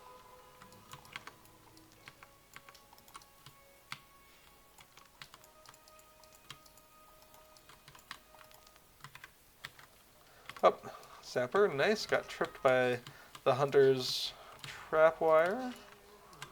Delightful. I feel like we're actually making some progress here. One of the banners is almost gone. Should I go do it or no? Sure. Oh, one banner is burned. Unfortunately, while we were in here, banners have been taking damage out there.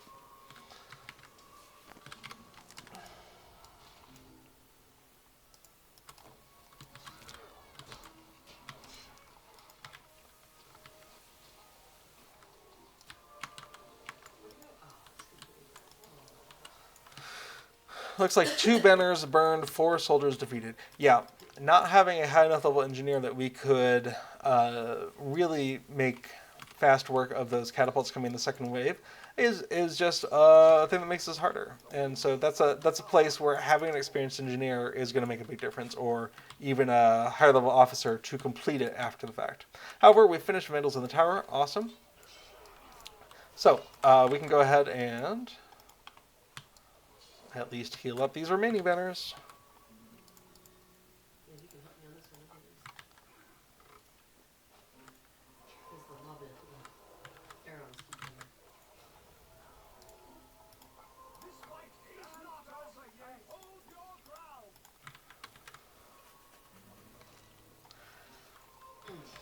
I gotta say, this is definitely a compelling reason to have some healing allies available for this character.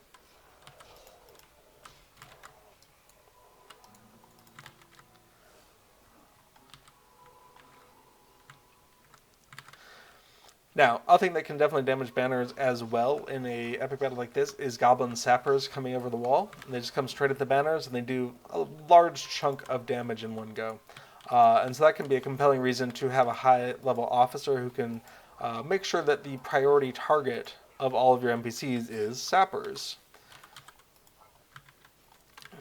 Otherwise, they might ignore them because they're already fighting something else.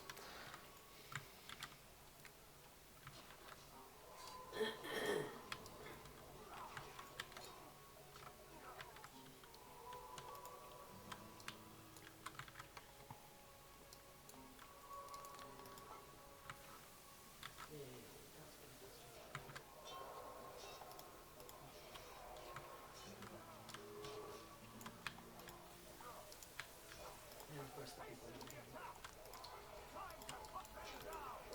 Now, you don't need to be next to one of the commanders to give them an order. And one of the officer traits is actually to increase the distance that you can give them orders from.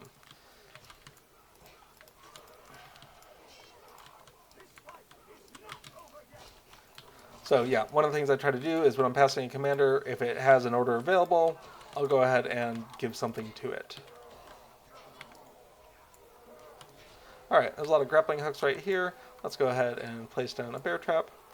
Now, we can see we've gotten 11 soldiers defeated at this point. That's not great. That's not going to be good for our overall completion score. And we can see we're currently on bronze, maybe heading towards silver, which is not great for an overall completion. Hmm?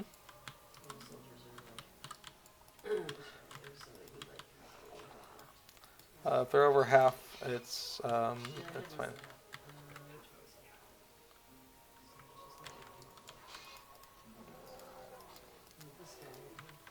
Yeah, find its commander and see if you can issue a heal.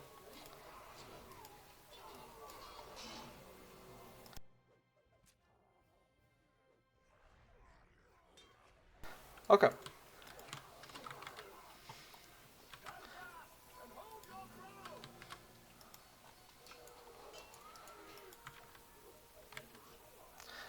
One of the nice things, if you've got local chat turned on, is you can see Gimli counting up his defeats. In his competition with Legolas, Gimli's just said 20!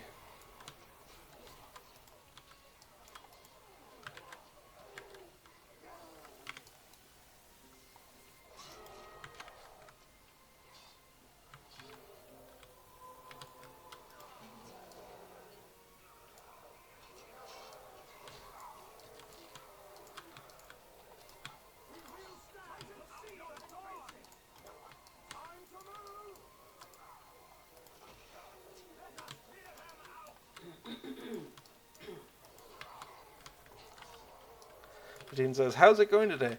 Well, Rose and I are struggling to get a good completion score on this epic battle because we're very used to having higher level engineering ability. And these are characters who are very new to epic battles, so they kind of have to start from scratch getting promotion points, which lets them return to battles they've already done and do better on those battles. That's the nature of these epic battles, is once you have these promotion points, you can increase your ranks in, say, engineering or officer, come back in, and then get even more promotion points because you're able to do better. And that's the cycle of the epic battle. Now, as mentioned before, you can circumvent that. If you choose, you can buy promotion points, up to 200 of them in the LOTRO store. That is a completely optional thing you can do. As we've seen today, it's quite possible to finish epic battles without that. And for the epic storyline, that's all you need to do, is you need to finish and not completely lose. Or just do the story mode. You can completely bypass it. But to do better than that, to get these platinum achievements, you could buy those points, or you can just do the process of going through all the epic battles, getting sort of a minimum number of promotion points by getting, bronze or silver completion on these things, and then using that to circle back around and do better. All right, Legolas says 23 as well. Okay. We can see there's still a lot of forces down there. Now, other thing you can do to help work your way through those forces is to use the rock drops. So, loading them up and cranking them will let you release the rocks onto the forces below. And remember, you can do that while you are still attacking things up here. Or healing, as the case may be. So we can see I just defeated maybe 10 things. There was floaty text that went by in a weird angle. I'm going to go ahead and get my bear trap down. Hopefully it's in a good position. Okay, release and crank. So this is a way to accelerate the pace of battle. All of those forces down there can get hit by these things. Although I think they were in the middle of advancing. That's too bad. And because the banners are doing okay right now, I'm actually going to switch back into damage mode. So that I can do a little bit better. Oh no, the enemy has overrun our position. We have lost. I think we lost a few too many soldiers there.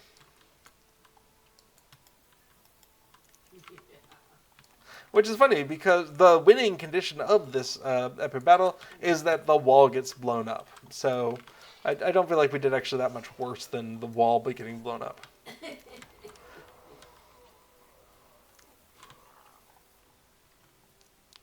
I wonder who it was we lost. Maybe it was just the number of soldiers that we lost. So that's the way this can work. We went in, we actually completed some objectives, we got some promotion points. So you can see I've got 8 to spend right now in my engineering, and 24 to spend overall. And you go through and you complete each of these. You try to complete each one at least once. Let's see, will it let us go into Deeping Comb? Nope. So you do have to complete a solo duo of Deeping Wall before it'll let you go into the Deeping Comb. You have to complete that before you can go into the Glittering Caves. So you go into these things, you complete them. Maybe you struggle, maybe you invite someone along who has higher level engineering or officer or whatever as the case may be. And you make progress. You get more promotion points. You get better. Once you get to engineering rank 3, that unlocks a whole bunch of stuff that you can do. And it only takes 60 points. We're almost halfway there. So that's the general idea. And every time you go into one of these, you get a random assortment of the objectives, the side quests. And so we can see for Helm's Dyke, I've only done 3 of them, so there's another 12 points just waiting for me. And Helm's Dyke itself was very accessible. We could go in there and have a good time of it. So I know that there's another 12 points I can get just from there. That gets us to 36. And we were just doing Deeping Wall. There's one more we could get there. That's another 4, so that gets us to 40. So we're not quite at engineer rank 3 at that point, but we're getting close.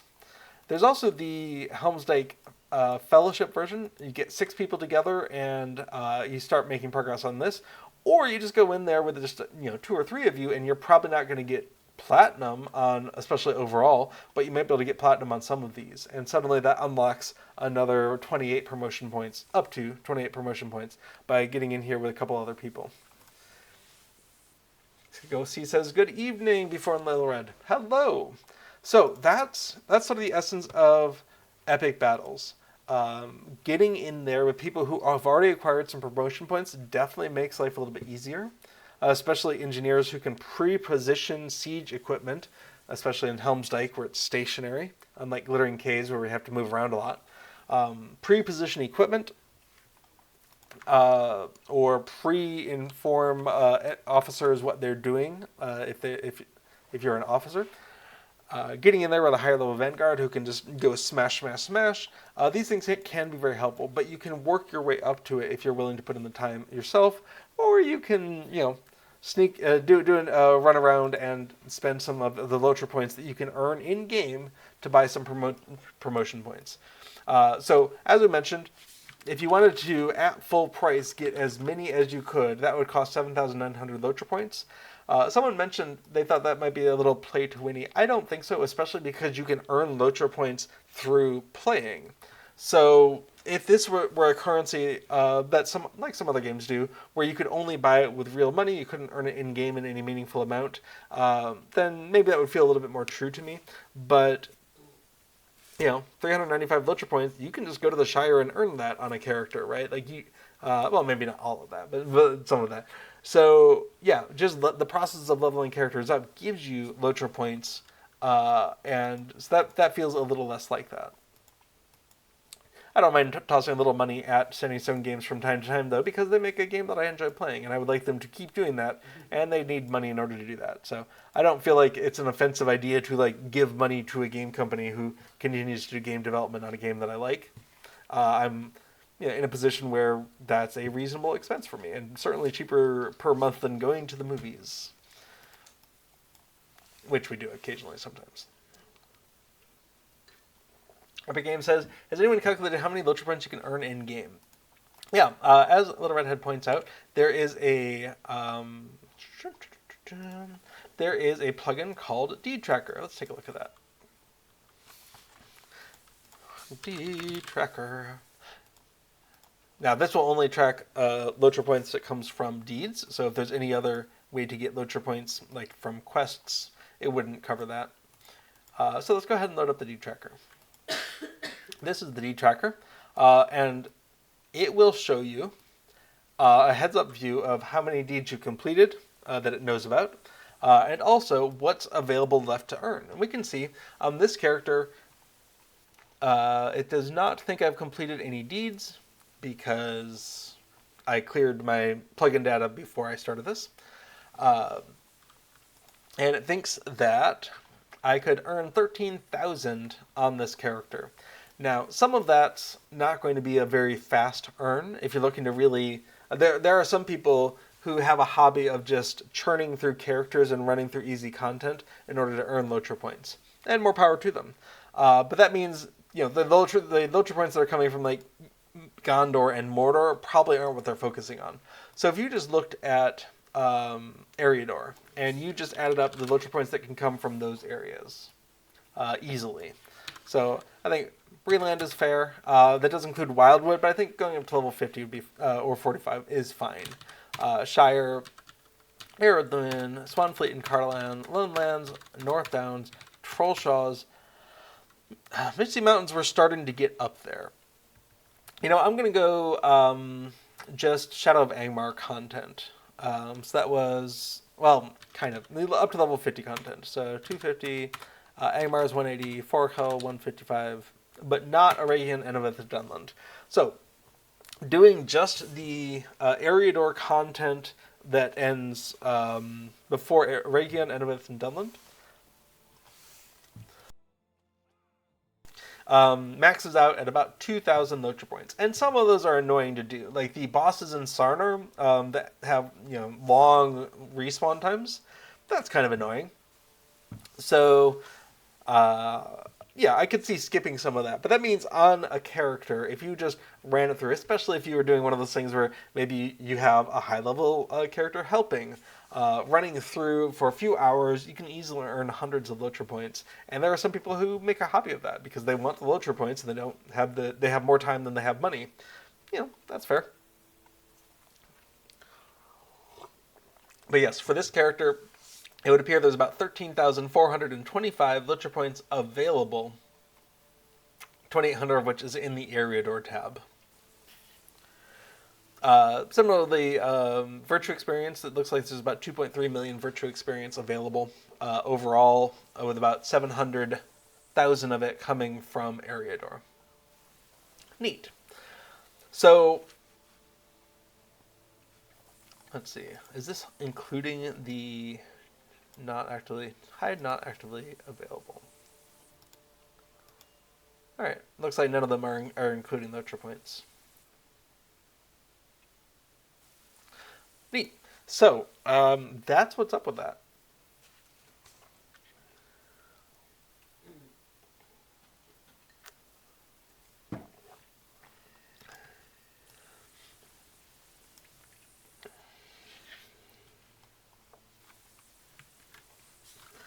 I just had a thought for D Tracker.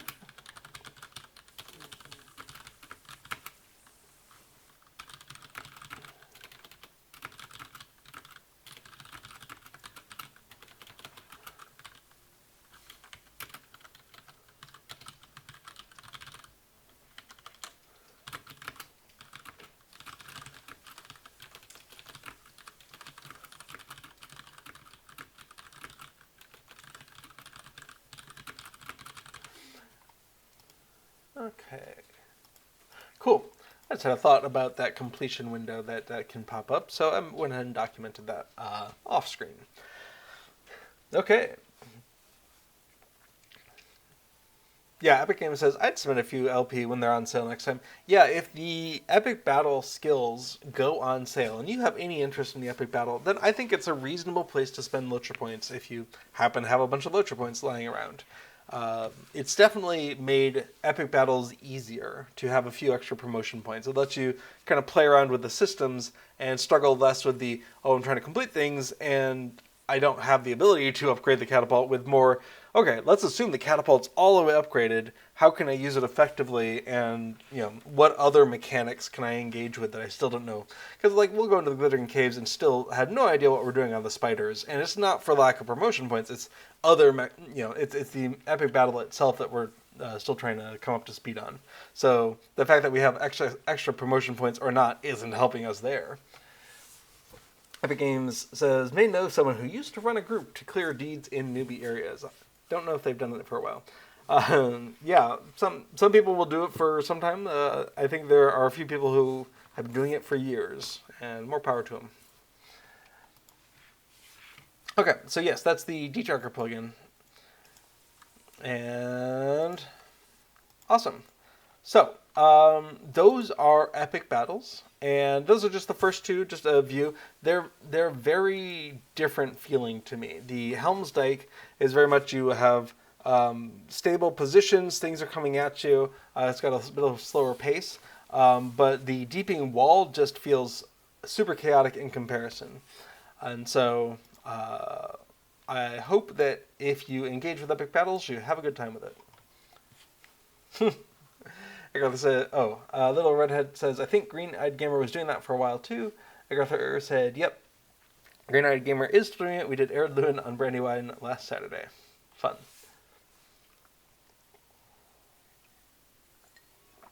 Now, you can speed up your experience if you do start farming LOTRO points. You can speed that up because these Slayer deeds are super easy to do if you have a high-level character who's just clearing the field for you. And really, you're just you're waiting on respawns at that point. You're not delayed. Doing the actual quest in order to complete those 3 quest wrapper deeds may not be worth it. But exploration and Slayer deeds you can do really fast. So I suspect anyone who's doing that will kind of have a list of, okay, here are the deeds that I actually want to complete. And for exploration, here's just the loop of things I need to hit. Bam, bam, bam, bam, done. And then you just get those Slayer deeds. And in the Shire, a Slayer deed is maybe 20 and 40 of the thing. It's not like later on in Rohan where it's like 100, 200. You can reasonably finish that off if the respawns are there in a matter of minutes. I need 60 brigands overall to complete this. How many runs through that area by the falls is that? Not very many.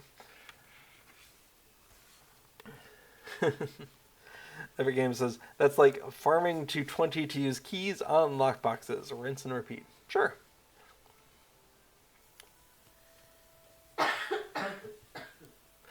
Agatha says, since the store was down during the Slayer Saturday run, we answered the question, how much LP do we get for this exactly? The answer is 140. Sure. Yeah, when you look at the amount available for Arid Lewin, it is slightly off because Sarnar's in there as well. So if you ignore Sarnar and just go for the Slayer deeds and the exploration deeds, let's see. So 10 plus 5. Oops.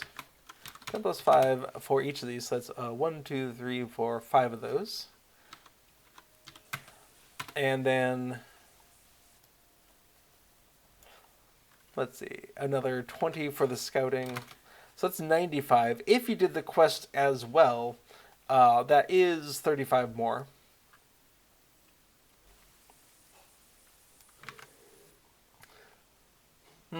Slayer, exploration, and quest. All right, fair enough.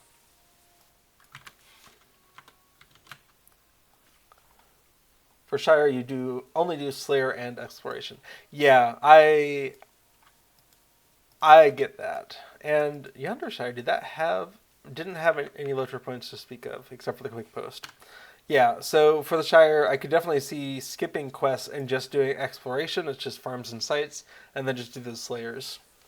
And it's super fast. Like, it feels like the slowest part of that would be the introduction for characters. And if you have an account where you can skip the introduction, it's super fast.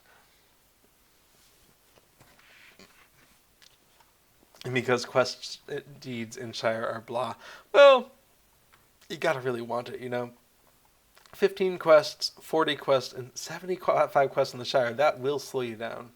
Yeah, it's 35 LOTRO points. It just doesn't feel worth it if all you're doing is farming LOTRO points. Agartha points out, Before the Shadow and River Hobbit intros are super fast. Fair enough.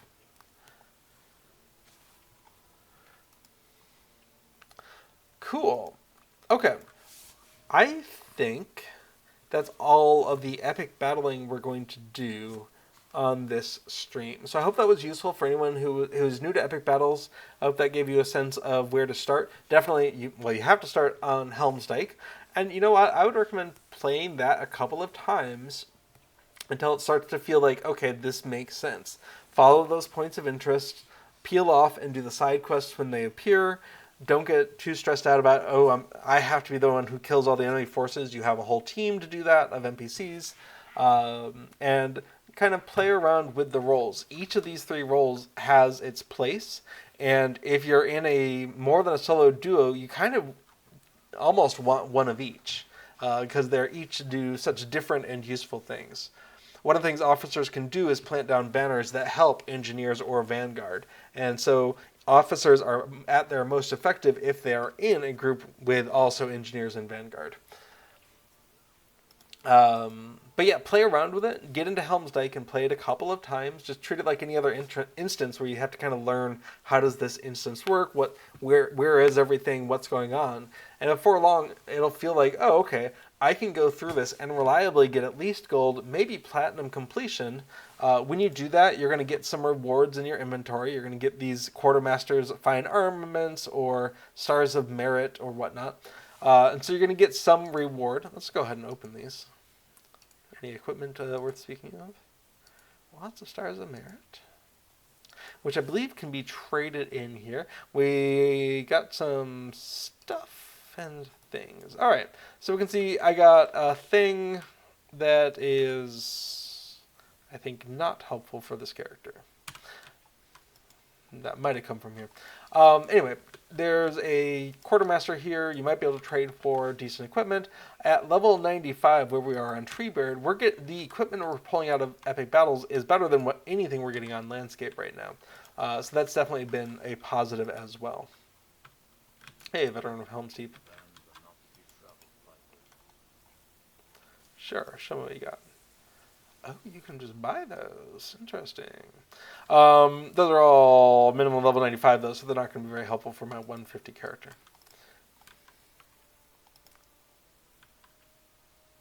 Excellent. Yes, Epic asked, what are these stars for? And Agartha answered, Stars of Merit, Barterers, and Helm's Deep, Minas Tirith, and Da!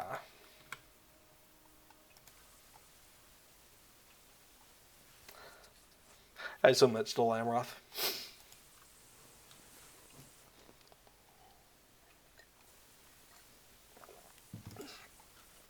Okay, neat.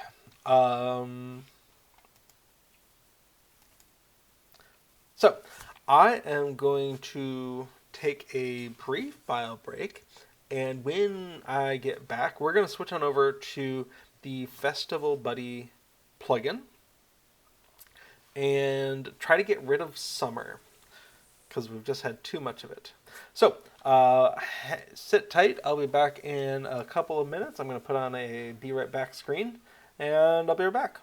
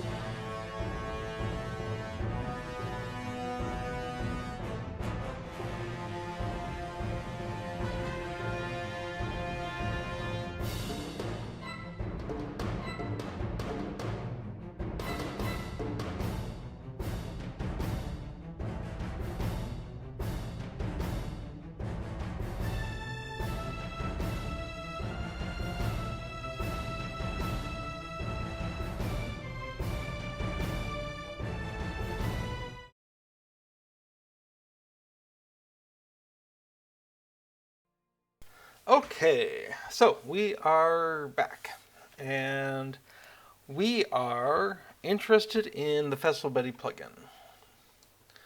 So, yeah, could stay here. Why not?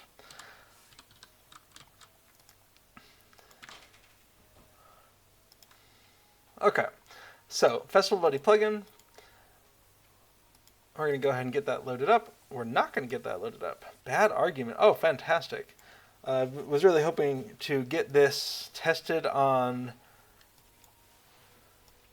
a wider variety of systems, and anytime we can go ahead and get an error message, that's great. So, barter window, bad argument number 1 to iPairs. Table expected got nil. Fantastic. Let's dig into it. So, we're going to go ahead and pull up our source control and double check. Looks like we have just a change to the to-do file. Some notes for today. We have our verbose, debug options, all of that turned on. So we have a clean working directory. So we can go ahead and dig into this. Barter window. What's going on with you? All right, so we're looking in festival items.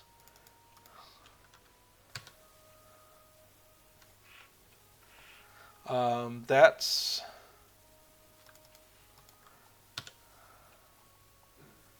okay. So we have a table that's being indexed by stuff, and we have selected festival.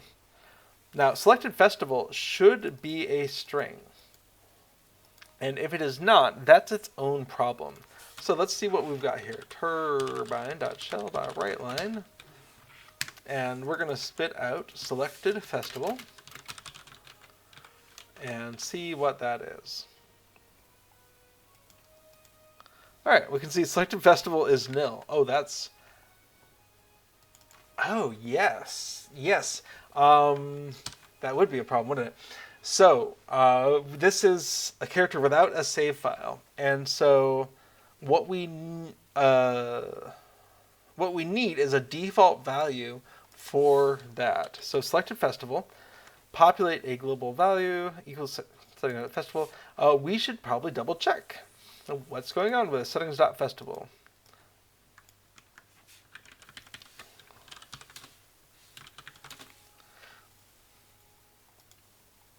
All right. So if settings.festival equals, well, just if not that, then settings.festival equals spring. Let's give that a shot. Awesome. Now, is that a good default? Well, it's the first one in the list, so why not? Now, we should be using the variable instead. That'll make life easier for us. That variable is just set to spring. Okay, so if we unload and we reload, that's fine. And we can see in barter window, we're getting the right thing here. So we're going to delete that debug statement and come back in. And cool. So we're loading the plugin. Everything's good. I had never tested it with having blown away all of my plugin files after doing everything we had done. So that was a really good find that would have affected people in a super annoying way. So make sure there's a sensible default for settings.festival. Okay. We're going to go ahead and commit that. That's just a bit of a bug fix. Bug fix. And commit. Send it off into the world. Okay.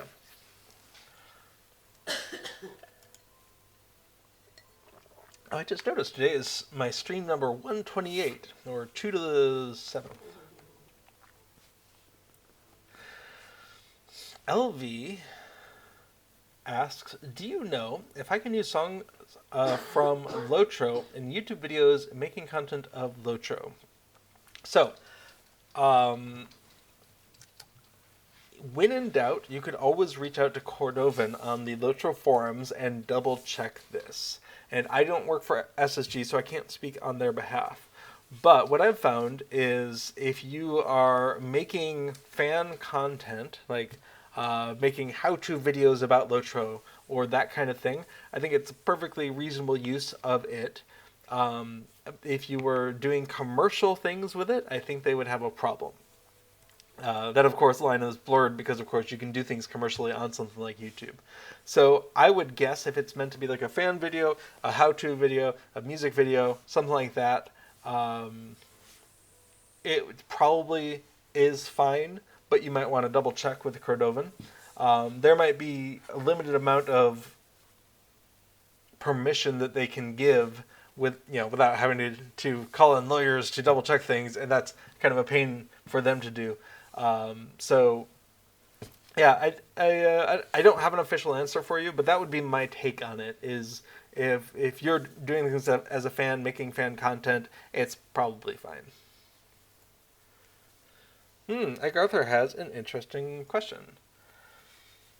Melody says, "Thank you so much for the answer." I don't know that I actually gave you a good answer, but that's the only answer I have to give. Cordovan is available on the forums. And he's the LOTRO community manager, really the SSG community manager.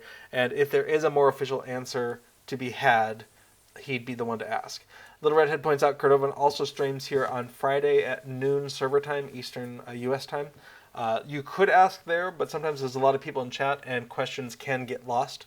So if you ask and you don't get an answer there, follow it up with something on the forums. If there's an answer he can give, he'll give it. If there's no answer that he can give because of whatever, then he won't.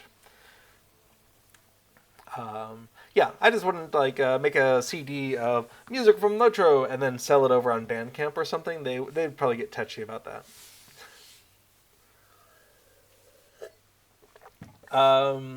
Ike Arthur has a thought. We could check the date and make an educated guess as to a festival default. Ike Arthur has an interesting idea. Because the festivals can slide around a little bit, and because Festival Buddy has an auto detection system where if you accept a quest from a different festival, we'll just switch over. Let me give you an example. So let's say we're coming up on Farmers Faire. And a market list. Oops. Never mind. We go ahead and accept the quest a market list. So we're going to go ahead and go into our debug capability. Market list. Right. So we have that default as spring. And we accept a market list. We're just going to automatically switch to the correct festival and pre-populate that quest into the window. So I feel like that's a pretty good bridge between, you're just auto defaulted on spring, and if the festival is loaded and you accept a quest from this festival, we're gonna know which festival you're doing. And so I feel okay with that as the solution. If we had a situation where there were a lot of, or maybe any overlaps in the quest names between different festivals, that could be a problem. But as is, this seems fine. But yeah, Agartha, absolutely. We could have a guesstimation system, because obviously, if today's date, if we're in March, it's not going to be Yule. It's probably too early for anniversary, so it might be spring, and that would be a reasonable thing to do, and we could definitely do that. But I think that's overkill for right now. But it's a really neat idea for something, if not this. Now, that could even be a thing where you provide defaults and then the user could customize them.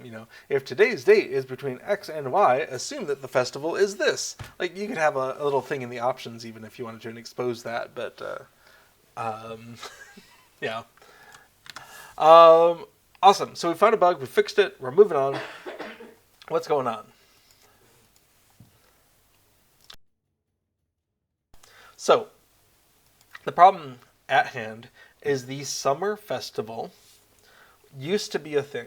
And then somewhere in the last 5 years, I think, it got consolidated into the Farmers Faire. There was just there was too many festivals in the annual calendar, I think was the reason. And summer and Farmers Faire were just too close together, so they just said squish. And any of the quests that were summer are now Farmers Faire. So losing more than a wager, it's Farmers Faire. Going hungry, it's Farmers Faire. So all of these belong there. So what we want to do is move these over and then get rid of summer. And then anything that happens to be summer related in the save files, figure out a transition path. So what could that look like? Well, there's this auto open flag,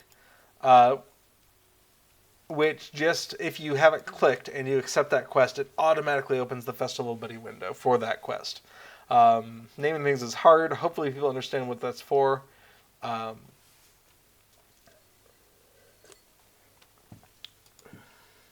I'll find points out it was a midsummer edition that really squished that part of the calendar year. I could see that. Yeah, because that would have gone between anniversary and summer, and then you have midsummer and summer, which is its own thing. I like Farmers Faire more than a summer festival anyway, as far as naming things goes. So, any place that we save information about summer, that needs to be moved over. Is there anything else going on here? We have these things. I think there's not a lot to worry about in the save files, but we do have some save files to look at. So when we're doing this, we're going into Documents, Lord of the Rings Online, Plugin Data, and then there's a couple places we can have save files. All servers, there's some Festival Buddy stuff here. Let's pop them open and see what we see. Okay, so this is the account settings, and there's quick guide colors here. Don't need to worry about that, I don't think. Use colors, color picker win, settings account version, quest is backgrounded. Oh, we're saving it by the quest key. Oh, that's so good. And quest is auto open. Okay, so we don't even care about the festival. That's delightful. Good job, past me. Way to make good choices. Image IDs, I don't think that's a real file. Alright, all characters. Coming on in here, we have the server settings. Nothing to worry about there. And we have all characters data. Now, let's go ahead and take a look. Summer cooldowns. I think it's safe to lose anything in cooldowns because by definition, none of those cooldowns are active right now. But I could see it being useful going ahead and shifting them over. Okay, so let's start taking some notes.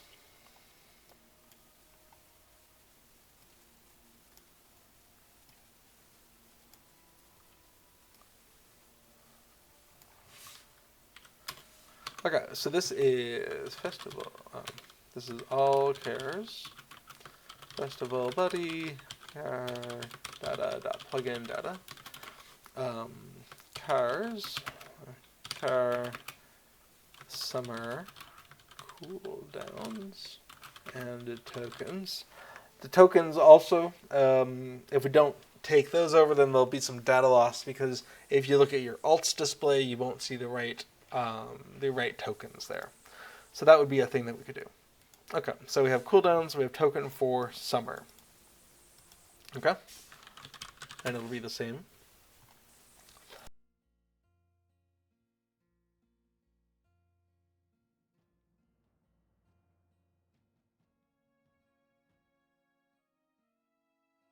Okay, and then for tokens like summer smallfish, are we changing to Farmers Faire smallfish? Thinking about that.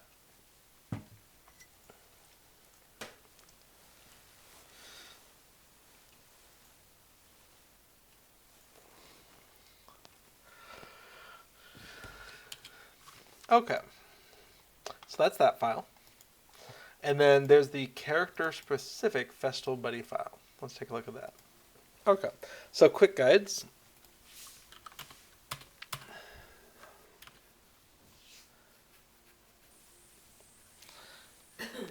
All right, if the festival equals summer,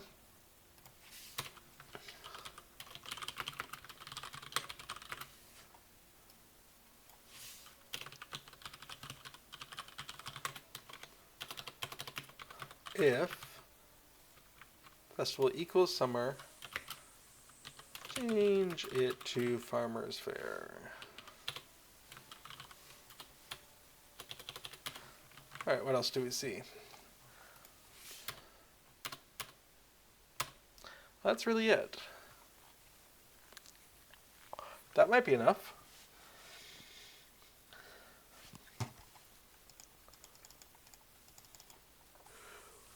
Oh, excuse me.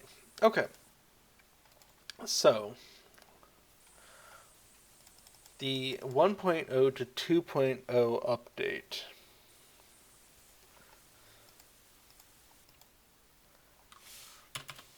If settings.festival equals summer, then settings.festival equals Farmers Faire.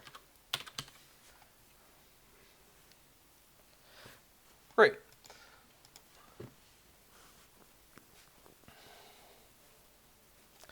That is enough. Oh, let's move this versioning down to the end.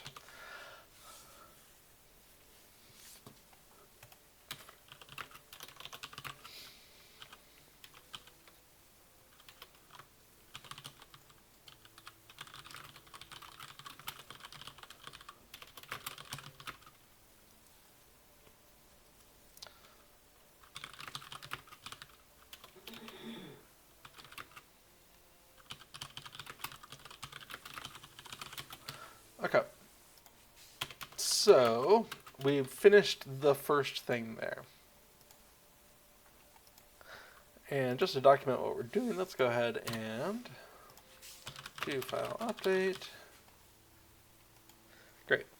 So the first thing is the festival summer. If it is summer, just update it to Farmers Faire and be done with it. So we're going to call that done.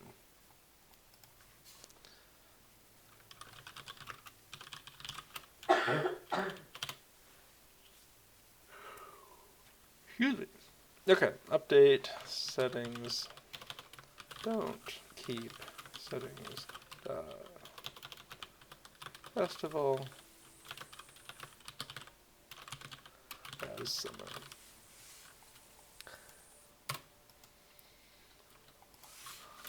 During 2.0 upgrade. Okay. Cool. That's one problem down.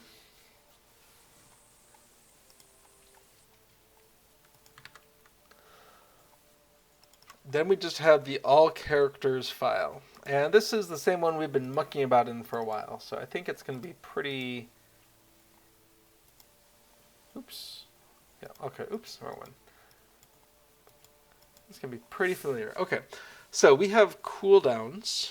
And what are those cooldowns? What's going on with those cooldowns? Let's take a look at that.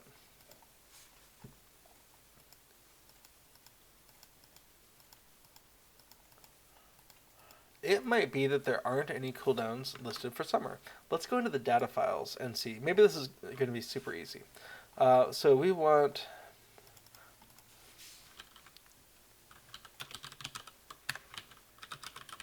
Let's go into the debuffs. We can see summer does not have any debuffs. Awesome. So, done. Cooldowns. Summer doesn't have any. Okay, problem solved. Tokens. The tokens are the bigger one. And tokens have been split out into a different file. We have tokens.lua. And we have the token IDs and the token UI order. So, Farmers Faire, we have the Farmers Faire race. I wonder if that's an actual token in use. Let's go on over to Farmers Faire. this will be a little bit easier with some fake data. So we're going to go ahead and prepare to fake this data. So we're going to come into all characters, and we're going to get rid of really just everything. And coming into my backup, documents, plugging along, and go into some data from, let's say, November. And we're going to go on to Treebeard, Festival Buddy, all characters. There we go. Okay, so what we're going to do is load that up into our text editor. And we can see this is still the old style format. This is the pre-upgrade, which is good because we need to be able to run through this upgrade over and over and over. So we know that the summer cooldown section doesn't matter. What we can do, though, is fake out having some of those currencies. So what we want to do is find Affodil, Midsummer tokens, and oh, sorry, not Midsummer, Summer tokens.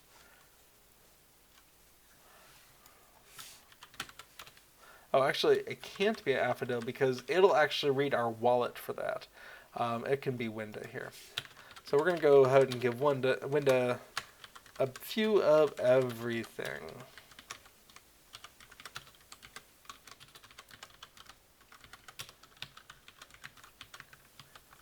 And let's take a look at what that looks like. So coming on in, if we go to Alts window, coming into Winda,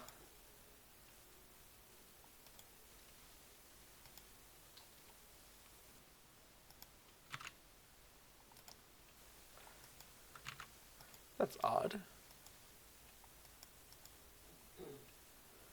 It's Winda, right?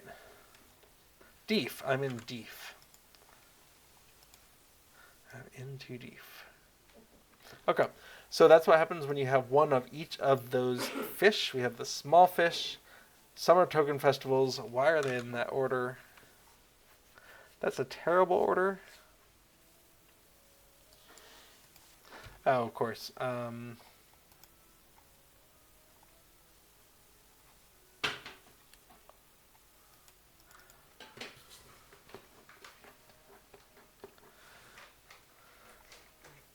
Oh, it's not race as in... Oh, it is race. Summerfest race token. Do we feel like these are no longer active? It's fine. Someone could still have one, I guess. They're still in the game. Unless they got converted. Yeah, anyone know if these got automatically converted or if someone could still have these?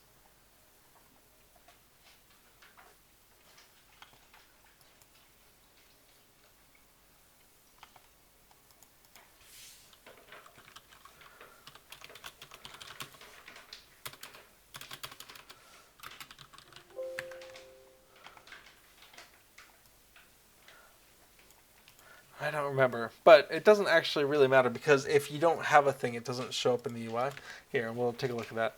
So, Winda Deef, if we had 0 of those summer race tokens, then they just wouldn't show up here. And that's desirable, so we can keep them in the list, and that's fine. But that's an example of one where I almost wouldn't change it. Change the name in the code. Okay, so we have small fish, we have the summer festival tokens, and again, that seems weird to me. Summer festival, why is the ordering of these things based off of how many you have? 1, 2, 3, 4, 5, 7, 10, 8, 9, 10. No, I don't understand how this ordering is working. Maybe it's random. Doesn't feel like that's useful. Wait, we have a UI order, don't we? Tokens, IDs. Token UI order. Summer. Race. Festival. Yeah. Summer. these should be appearing in that order. And in fact, maybe they are in this view. Maybe the alts window isn't respecting that. Let's ponder that. What would that be? That would be the main win and the alt win. And then token, if we search refresh token view, great. We're going in the token order, and here, token.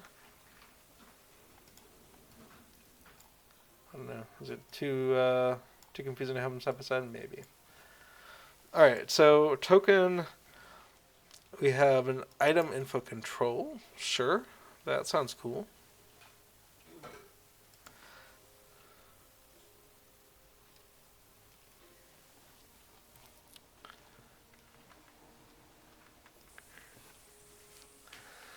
Yeah, okay. So we're going pairs through the token data in the file and then adding them here. And that's not really what I want to do. What I want to do is what we're doing here, which is go through the UI order, and then if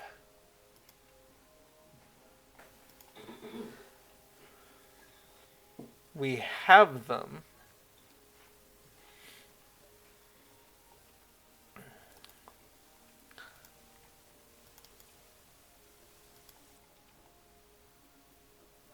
what does get token index do? Oh, that's terrible. My goodness.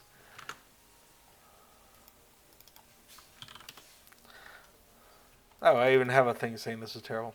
Great. It's already known. Yeesh. Okay, but we get the index in the wallet, and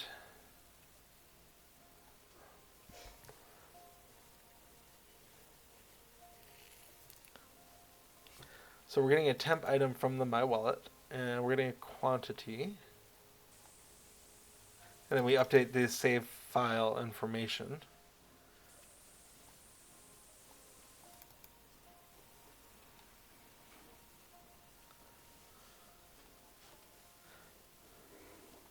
Nice, and we'll actually pay attention to the quantity changing event. Nice.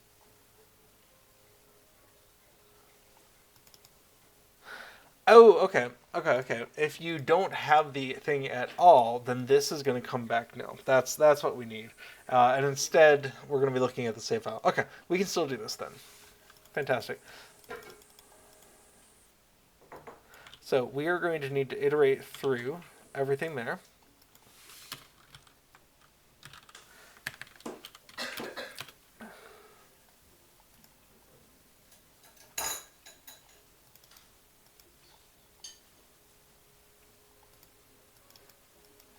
And we want the token IDs selected festival case. So we need the token IDs here. So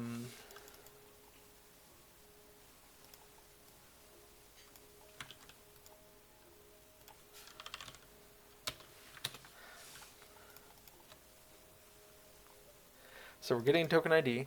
We're spelling it differently. Why not? So if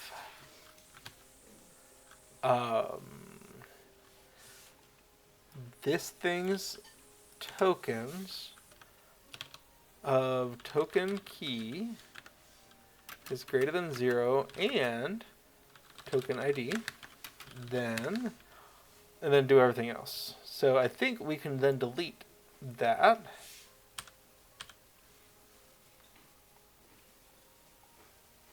So we are using the token ID. Great.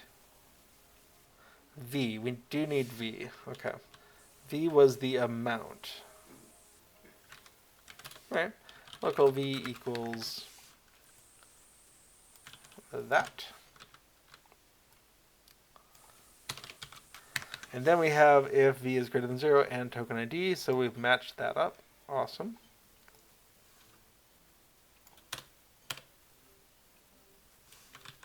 I do need one of those to stay though. Okay. Well, this one doesn't use the extra parentheses, so we'll keep that. Okay. So, only add tokens the player has. Great. So we have V. I'd like to rename V. So we're going to go ahead and rename symbol to token count.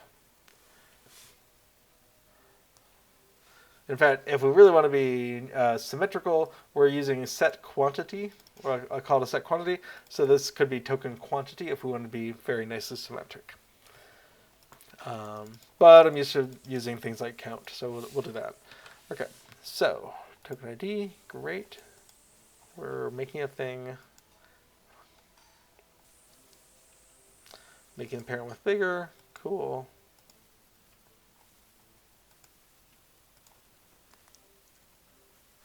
Okay, I think that's all we need for that. So let's go ahead and unload and reload and check out def. So what we're going to see is a hopeful order of race if you have it. And remember, we don't, but let's go ahead and add that back in. Okay, I don't know why I was doing that on def instead of window. There we go. Summer, that, and race 5. Okay. Great. So Arda would be even nicer if it was up top. Okay. So Wenda, we can see this should match with the ordering in the UI order now. So we have race, we have festival, haddock, nice, amberjack, Llewellyn, drum.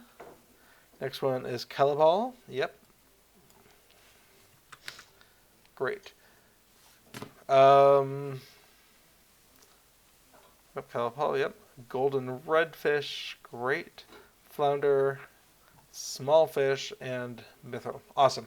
So now we can see that we have that same logic applying to this list as well. Now you might ask, why on earth are we not using all the space down here? But I think that is used for, cooldowns or the debuffs, as they're sometimes called in the code. So we have a debuff area and we have a token area. So coming back to Farmers Faire, that's okay. Coming back to summer, great. So that was just a quick fix to make sure that the ordering is consistent with our UI layout order. Let's take a look at what that looks like. In fact, that wasn't even part of this.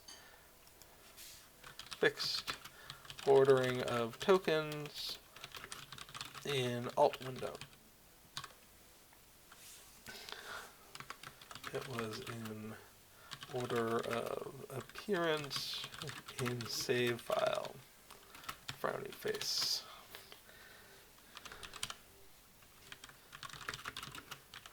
Okay, and as we know, the ordering of things in the save file is completely random. Random is not the right word. It is deterministic, but not in a human-centric way. And it can change based on unclear things. So we're going to go ahead and compare this in a external file comparison tool. You can see we got the token ID, and that we had V, which was a poorly named count of the tokens, and so we've updated the token count. We have it down here as token count, and we need the token key in order to get the token ID. Okay, that's all fair.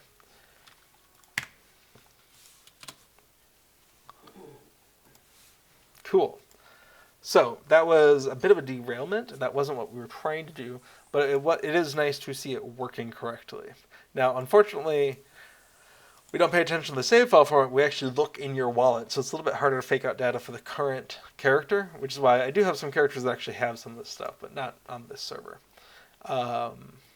Okay, so yeah, if we came on over to there's an alt window. It can't show me. But why not? Would it make any sense? Probably not. All right. So What does that mean for us? It means the confusion we saw is no more. Okay, so each of these are called summer_blah. And I don't think that matters right now. Like, now would be a time that we could fix that, and we could call it Farmers Faire. But I'm not sure if that makes sense. So, some of these need to be under Farmers Faire, whether we update the name from Summer to Farmers Faire or not. Some of them need to be there. I think the race token could move as is because it probably doesn't exist anymore. But if it does, it'll show it.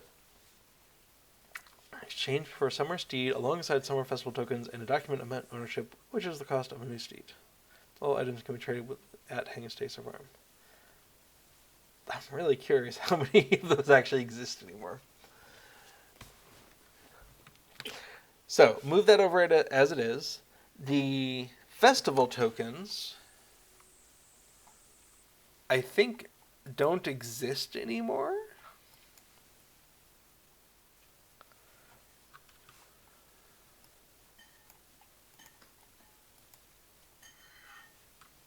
I gotta say, those look identical.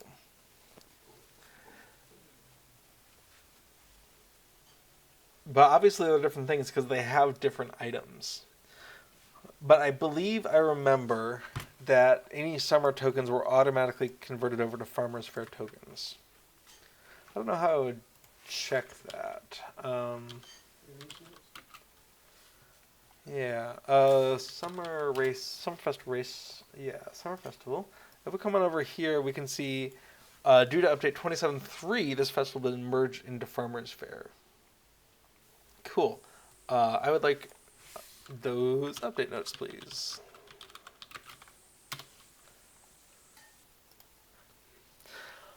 August 2020, there was nothing happening that year.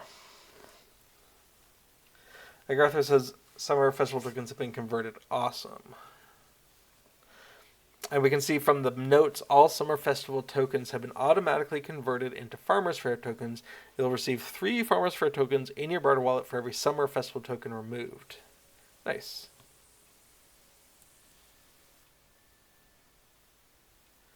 And epic battles are once again available on the Legendary Worlds. Whee!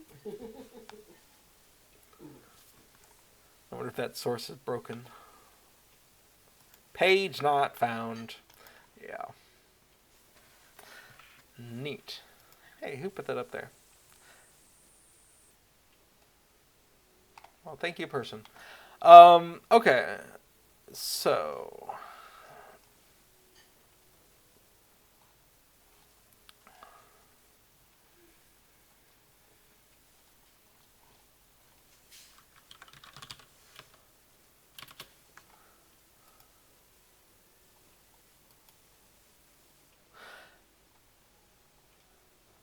that's a lot of quests. Okay.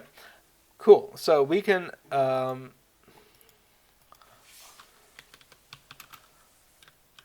probably I'm going to assume these are no longer obtainable, question mark? Summer Festival merged into Farmers Faire. Don't exist anymore. Okay. Summer Mithril. And making notes here, I might not save them here because this whole block is getting deleted, but it gives us a working note section. Already exist in Farmers Faire.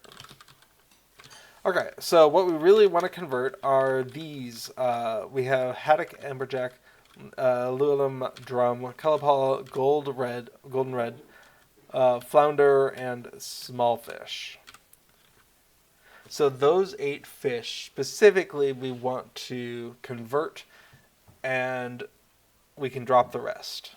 Actually, Summer Race we can go ahead and bring over, but we don't need to convert the name because it's explicitly a Summer Race token.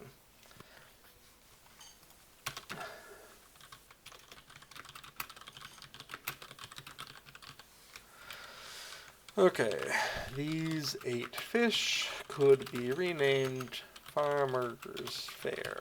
Oops, Farmers Faire haddock. Is it actually farmer? Yeah. We'll just copy paste that just to be sure. Yep, looks good.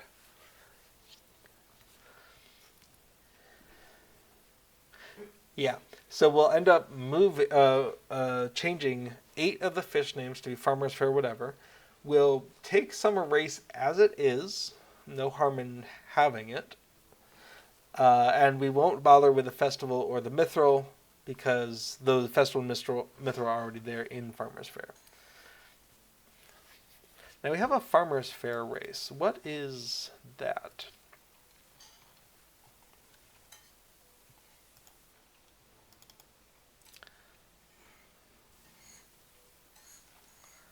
BC. Interesting. There's a thing there. Let's go ahead and look at that. Farmers Faire race token 7. Why not? And I'll have to do it again because you can't do that. Okay. Swinda. Farmers Faire. Okay. Farmers Faire race tokens exist also. Where do these come from? I think it was the pony races.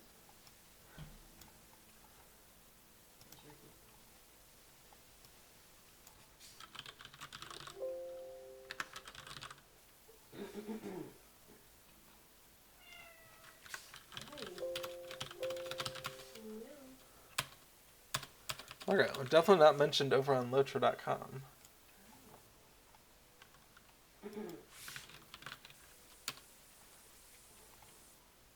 Huh.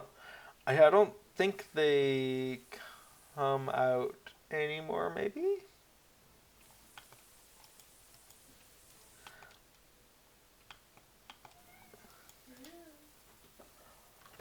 But we have them, we can display them if you have them, and if they're in your wallet, cool, you should probably go exchange them before that stops becoming a thing.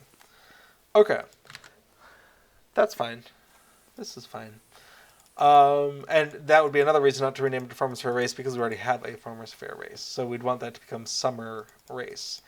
So we are going to need...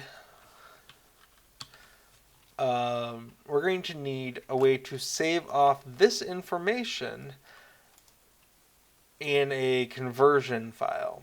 So prior save formats, we already have a tokens. So updating tokens, and so what are we trying to do here?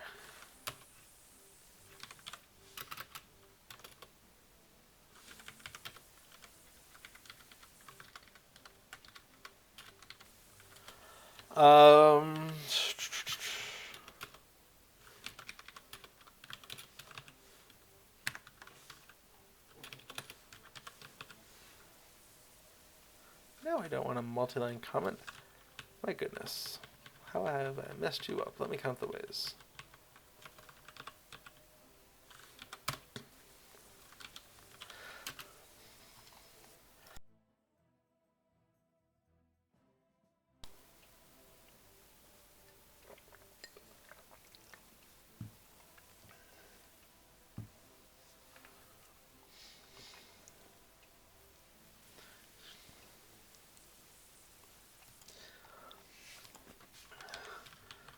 Updates the tokens save file table to be indexed by the token key instead of the UI display index.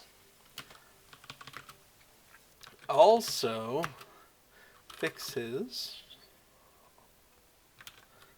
merges the summer tokens into the Farmers Faire tokens.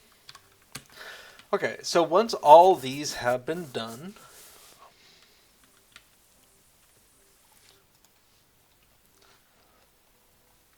and we can take it as read that the fix-up has happened. That's fine. Merge summer into Farmers Faire. Okay, so for this player, we need the conversion.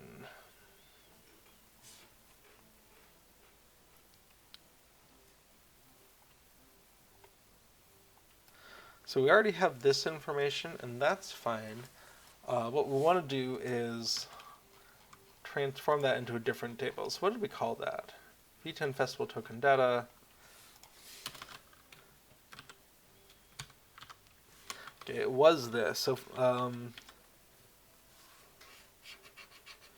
V10 to V20 summer changes. Token name changes or something. I don't know, naming things is hard. Let's start with that. Okay, so what we really need is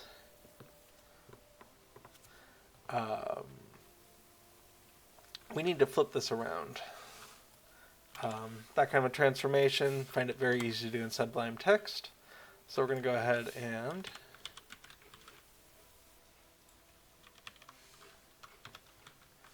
so that equals something.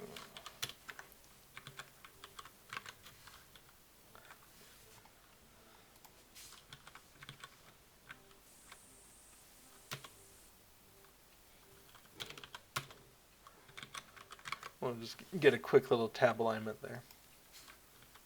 Okay, so summer race, we actually don't want to change anything at all, and that's fine. The way I have this set up in my head is that if the key exists in this table, then we'll convert the old to new within the old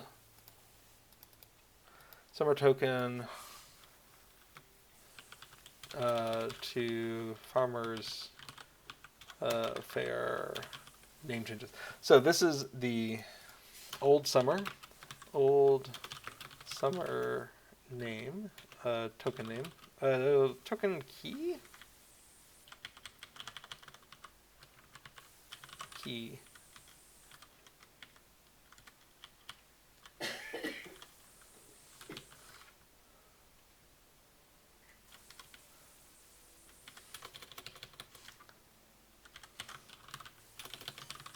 Okay, we'll try that.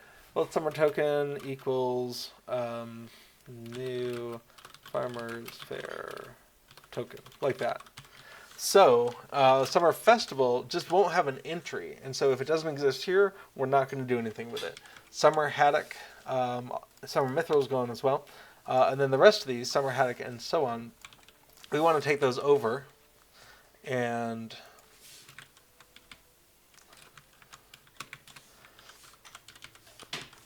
in place of summer, we're going to do Farmers Faire. Don't want to misspell it, so we'll just go grab that. Great.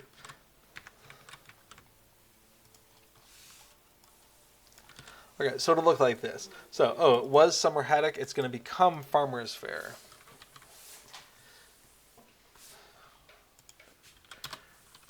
Table for moving summer tokens under moving some summer tokens under Farmers Faire. Okay. Cool. So we are going to iterate through the tokens in summer. So for token key, token count, yeah, in pairs of, we need that to be festivals table.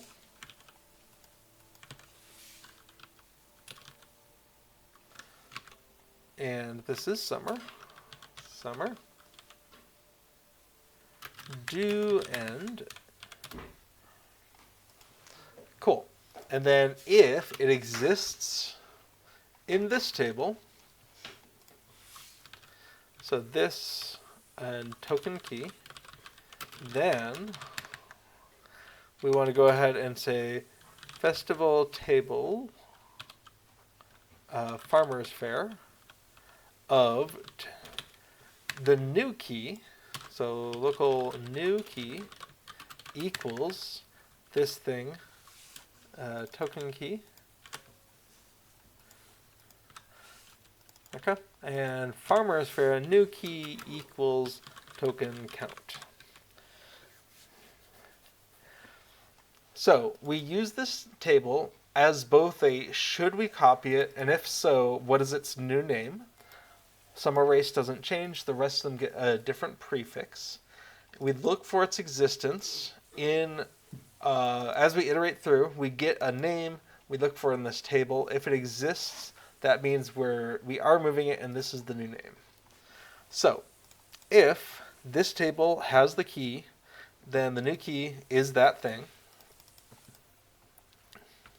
In fact, I don't like all this reuse of that, so we're going to go ahead and say new key equals that. And if a new key, then Farmers Faire table, Farmers Faire, new key equals token count. Awesome. Okay. We could go ahead and give that a try. So we're going to need to unload that and accidentally use some strings. Awesome. And we're going to go ahead and bring in the old version that needs to be updated. And then give it a try. So, festival load. Aha, there's a problem. Bad argument to pairs. Fantastic. This is line 137.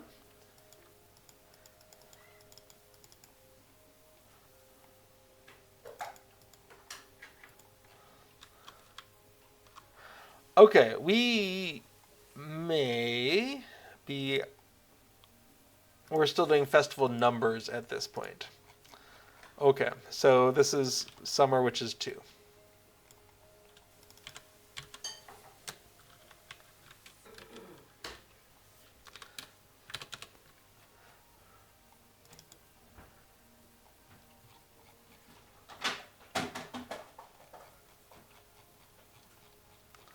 Oh, that's too bad.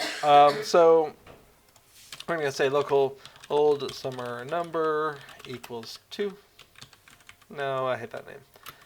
Summer festival number equals 2. And we're going to index via that so that we don't know. We're not just saying we're indexing the second one, but specifically what we're looking for. And we'll go ahead and load here.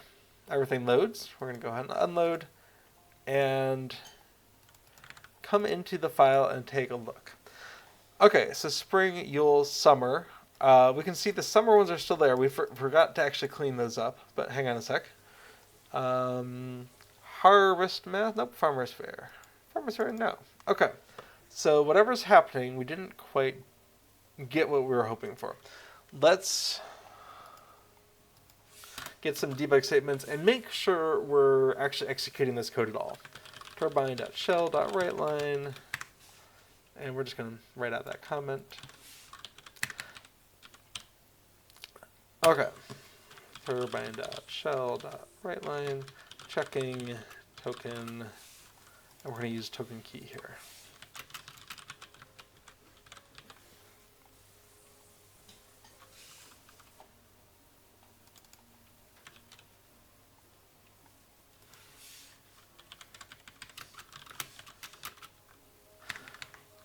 Why is it player name? That should be character name.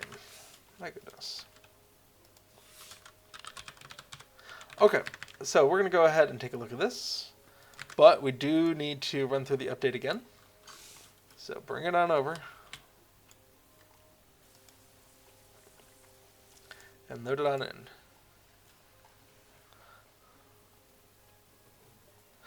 Okay, right. I forgot to... This is why we test. We're in the festival, but we didn't delve into tokens underneath it. Easy mistake. So we need to be in summer festival tokens. Fantastic, but that means we need to restore this file.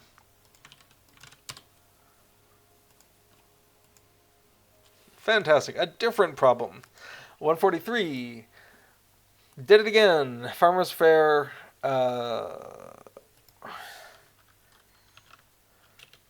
Dot tokens.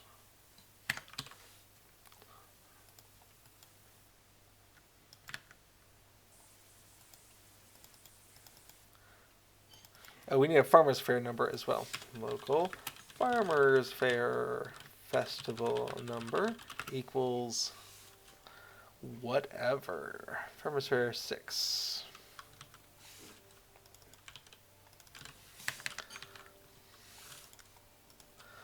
Awesome. Now we can see we're checking all of those tokens, and when we unload, we can expect to see them duplicated into the Farmers Faire. And we do. Okay,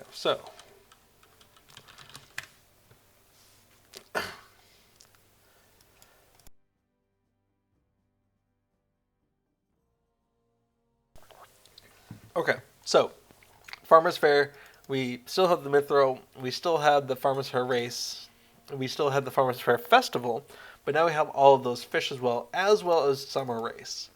So, are we still in Winda? We are. Okay.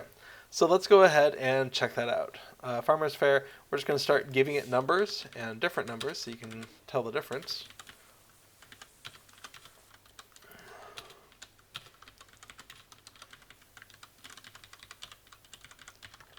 Cool. So let's go ahead and load that in. And for Winda, in the alt window,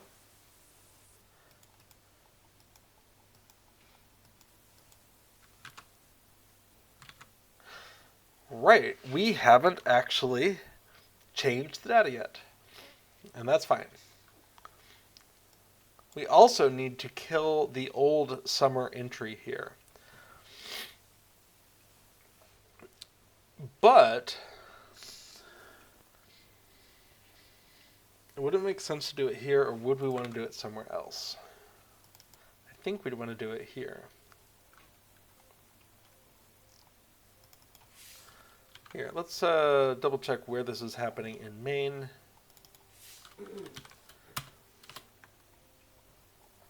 Update tokens, and then update this. Yeah, that makes sense.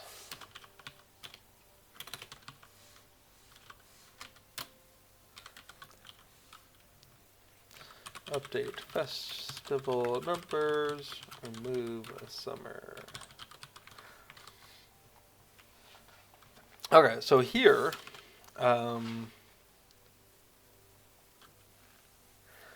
name festivals table, yep.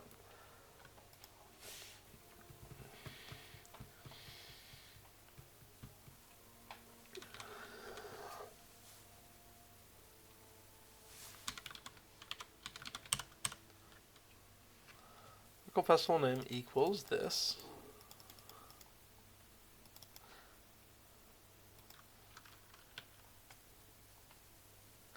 And that's not a good name for that because it's actually festival key. There we go. So festival key equals that.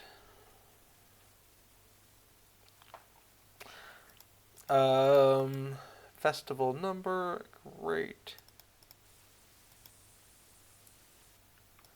And then if festival key does not equal summer, then copy it over. Cool. So we'll already have processed the tokens at this point. So good job past me in making them that order. And then finally, we need to go into the actual tokens file and fix this up. So these...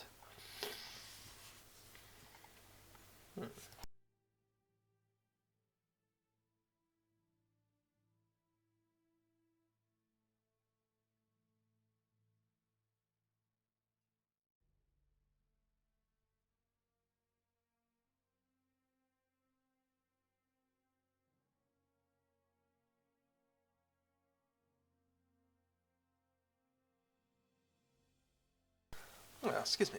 I'm either also have a bit of a cold or have allergies. That's hard to tell the difference.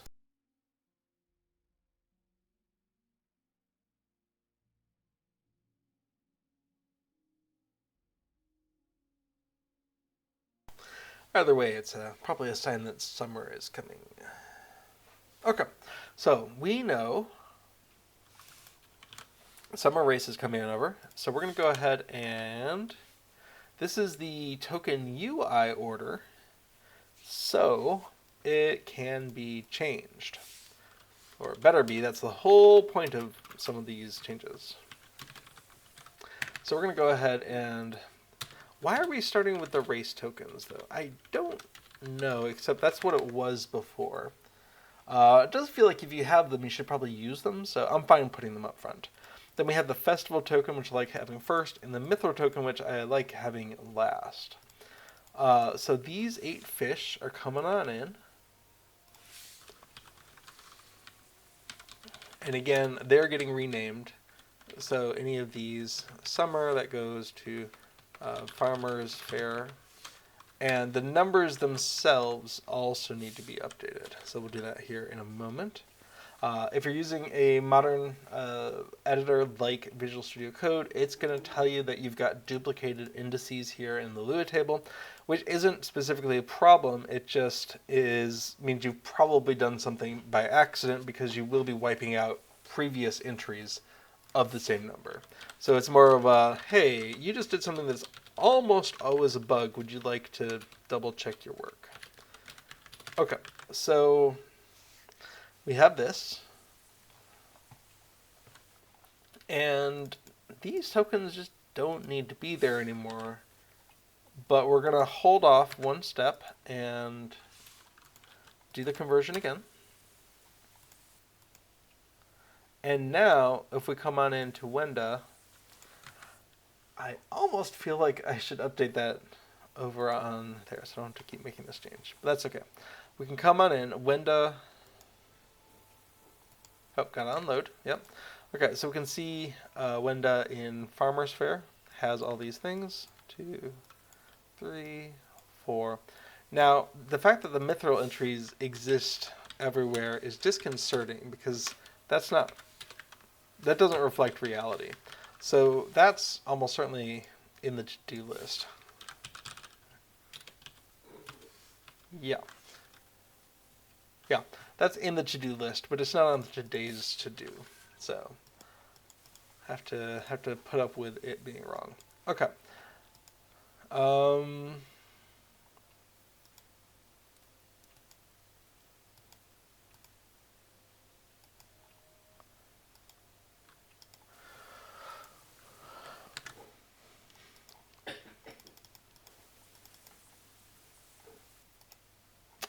Why am I not seeing what I want to see here?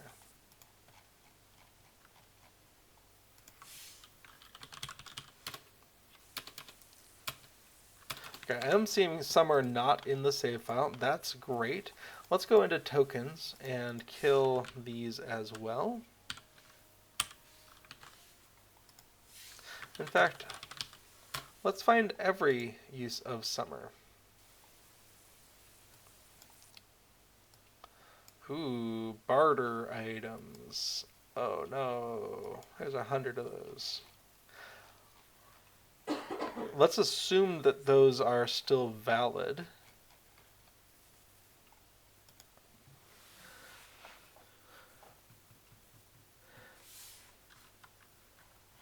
And merge them in.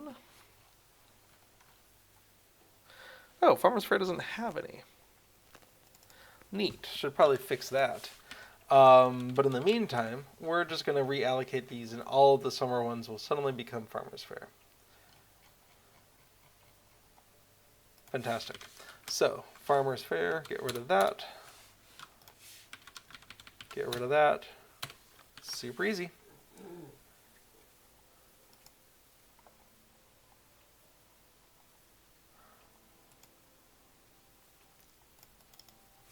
Okay, so we're going to remove that from the UI order. Great. Images. No longer need that. Mainwind back summer. Let's go take a look at what that was.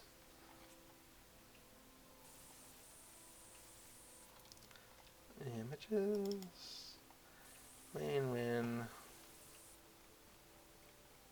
resources, of course. Oh, nice. Down by the pond. And what do we have for Farmers Faire? The mayor's food table. I'd be fine with either of those, really. The area by Hobbit and Bywater, I think it is, it just feels so much a part of the current Farmers Faire. I think that's why I went with the mayor's table. Hey, Rose. Yeah, what's up? If you had to choose one image to represent in Festival Buddy the combination of what was summer and now is Farmers Faire, would you use the fishing hole or the mayor's table? People have opinions, but I'll say the mayor's table. Okay, Rose is siding on the side of the mayor's table. And you know what? That's 2 for the mayor's table in this house and 0 for the fishing hole. Oops. So I think I'm comfortable saying that works for me. Sure. Get rid of that file. Okay. But I'm curious if other people feel differently. Oh, yes. All of these quests do need to get moved. Of course. So we're going to go ahead and move these quest strings under Farmers Faire.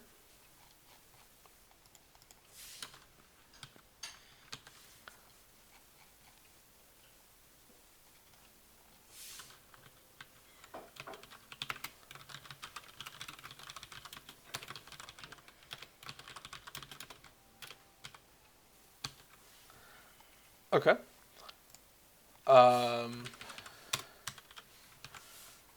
Strings. Summer equals summer. Don't need that anymore.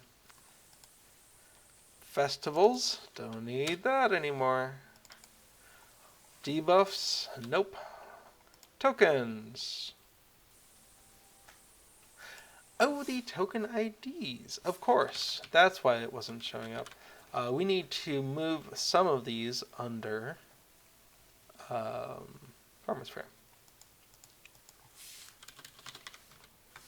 Okay, so kill that.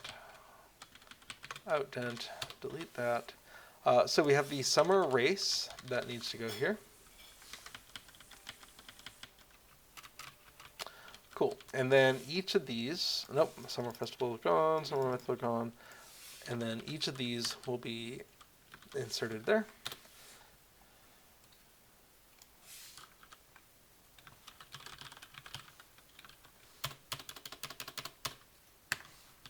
Cool. What else do we have? Oh, this is the update file. Can't do that. Strings. Yep.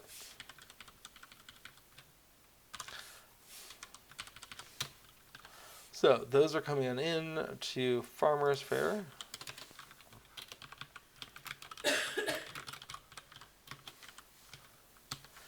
Cool. Token update, doesn't matter there. If settings festival equals summer. Right.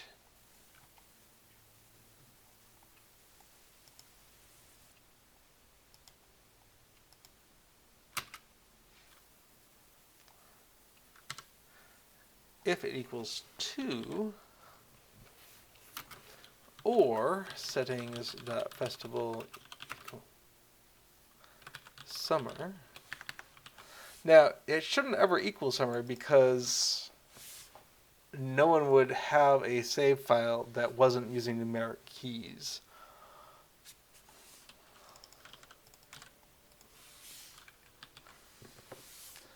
Is that okay?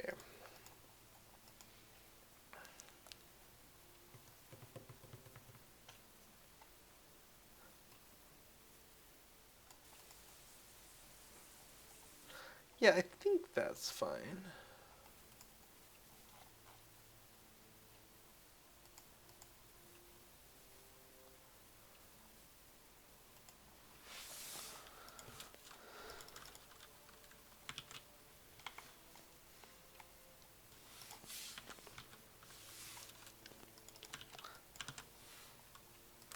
Okay. Yeah, only I should have files whose settings.festival equals a string. So we can use the number. And it should have used number. Okay.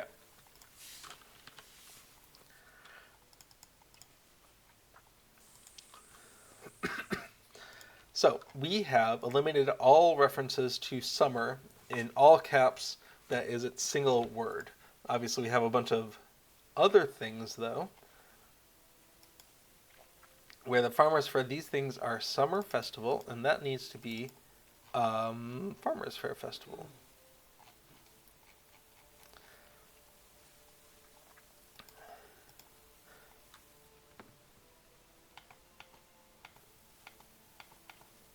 So in the tokens, just double sure, Farmers Fair Festival, great. So we're going to come on in here, and we're going to replace all Summer Festival with Farmers Fair Festival, on the theory that they might cost the same. But what we're going to really need to do is this summer, we're going to need to go in and look at this and reevaluate the barter window. Because I'm guessing there's issues there. Okay. Now, more universally, anytime we had a summer underscore, we probably can go ahead and change it on over.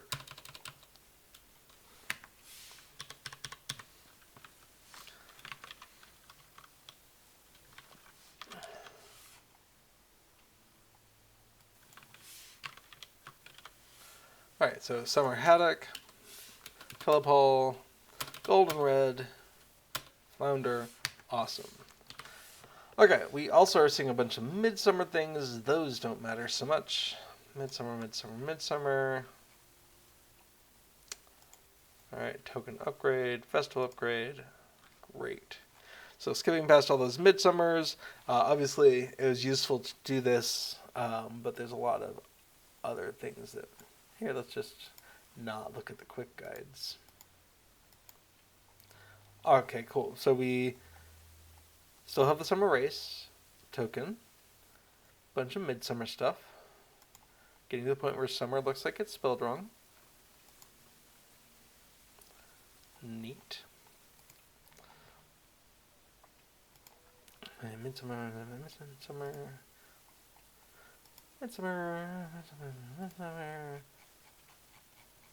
Awesome. So now we've made sure summer all caps, even though it's not the whole word. There we go. So if that's the case, we should be able to run through this upgrade another time, possibly a last time. Probably preemptive to say that. Okay. We see it come in, we unload it, come on in, check out. This is Wenda. So coming in into the Farmers Fair. And again, just populate with some fake data. You know, we're going to go ahead and do this again, but with the data on the other side, because I do want to see those numbers come across. Okay. So we load this up, select Wenda in the alt window. There we go. It was the IDs, I'm pretty sure, but doing everything else was fine also. Okay, so we can see we have the Summerfest race token, we have the Farmers Fair, we have the Farmers Fair tokens, and then we have each of the fish, and finally Mithril coin. Do I really only have one Mithril coin? No, apparently I have 9. Fascinating. Okay, so we might be done, but we're going to test again the upgrade process with actual numbers instead of a bunch of zeros. Cool. So we're going to go ahead and yoink that.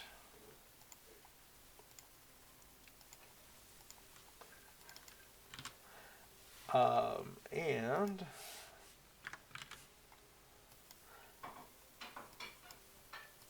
in this one, we're going to go ahead and start with Wenda. Great. We're coming on down to 2. So we're going to go ahead and 1, 2, 3, 4, 5, 6, 7, 8, 9, 30. Why not? No, 10, 11.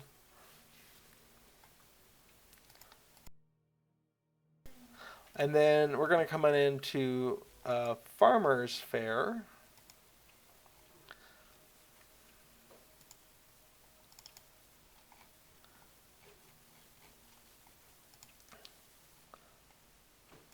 Which was 6. Okay.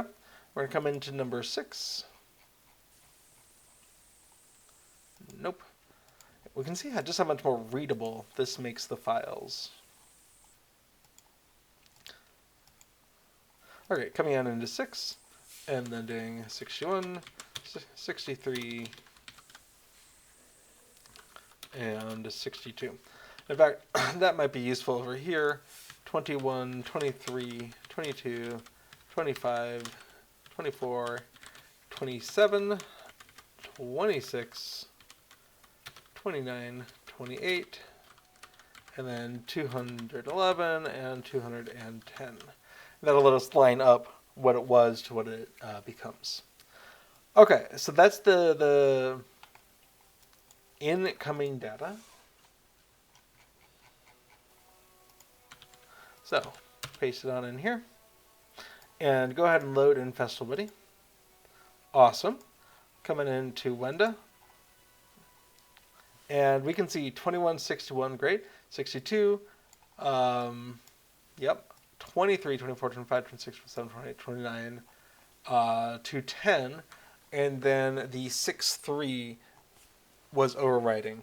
And this is one of those cases where you could actually have 2 different Mythler values saved for 2 different festivals somehow. Or if you did, that would be an inconsistency in the data because you should only have one canonical Mithril coin, and it should just appear on all the festivals. So that should be one of those things where do all these other things, and also however many Mithril coins you have. That'll be an upcoming change, I think. It shouldn't matter for users. It'll only affect the alt window because the alt window doesn't update Mithril coins. If I had 63 and I spent right now, this value would update and that one wouldn't. And that just sounds weird. Okay, but this is a good sign that all the data came across. Everything's looking great. If we go to Farmers Faire, I only actually have the Mithril coins. And we can see summer no longer exists in this list. That's just delightful. Everything is here. So, missing things? No. Stock in the pond probably came across. Let's come take a look at some of the quest strings that came across. Farmers Faire. Too much festival. That'll be fine. Too much festival. Awesome. Okay. So obviously some of these could definitely use some pop-up maps. That'll be a future thing. Maps came after this time last year. Okay, awesome. So, I think we are reaching a point where we can say that this feature is done. And if that's the case, let's go back and look at our to-do file and see were there any other things that we thought were a problem. Okay, so the tokens have been done. Cooldowns didn't need to be done. So that's all of that. We are changing. Convert summer tokens, Farmers Faire. Nope, just get rid of them so they don't exist. What else? All of that. Get rid of summer. Okay, well, I think we've made some really good progress. And so this, we're probably coming up on the end of today's stream. So now's a great time. If you have any thoughts, questions, comments, concerns, any of that, now's a great time to start getting that into chat so that can come through while I am working on submitting these changes into the source control. Okay, let's come in and removed summer from Festival Buddy. Awesome. So, let's take a look what we did here. We added a function block just a little bit. Fix up the tokens table. That was an incorrect, that used to be happening here. It's been removed. And we've gone ahead and renamed festival name to key. Cool. We've checked to see if festival key is not summer, then copy stuff over. Awesome. This is how we drop summer from the save file. Love it.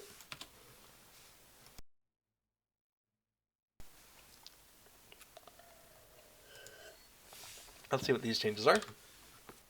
Okay, so we've got the table for moving summer tokens under Farmers Faire. Old summer token, new Farmers Faire token. I should document what I was saying in there, actually. So let's come on into tokens. If an entry is here, it should be moved into from summer to Farmers Faire under the new name.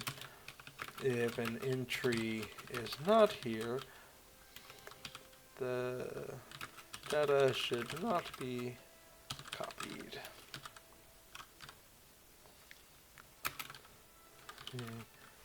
Summer festival tokens.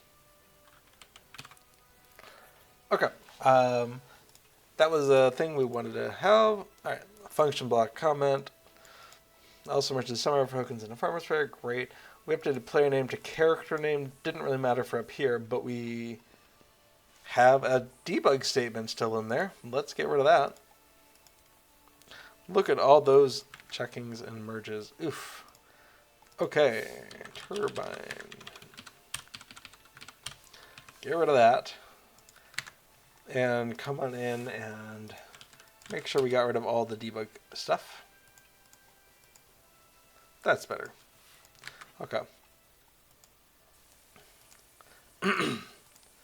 Cool. Player name got changed to character name.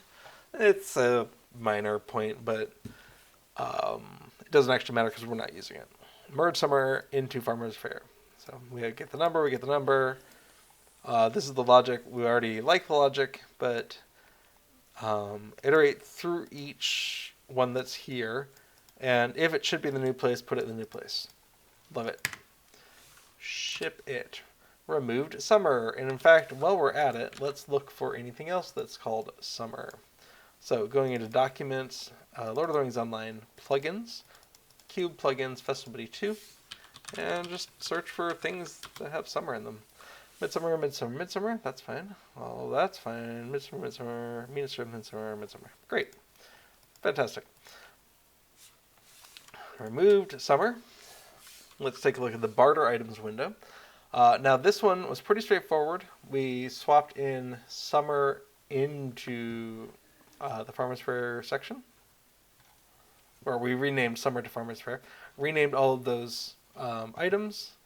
For that, we should come into the Festival Buddy window and go to Farmers Faire and go to the barter window. And here we can see robe of the Wedmath celebration, 20 Farmers Faire tokens. Now, this is actually something that is possible to look up in some of the data files. Do I have any of those handy? Let me take a look at that.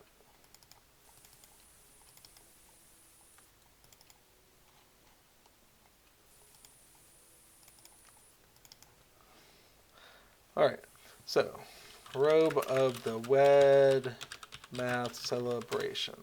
Cool.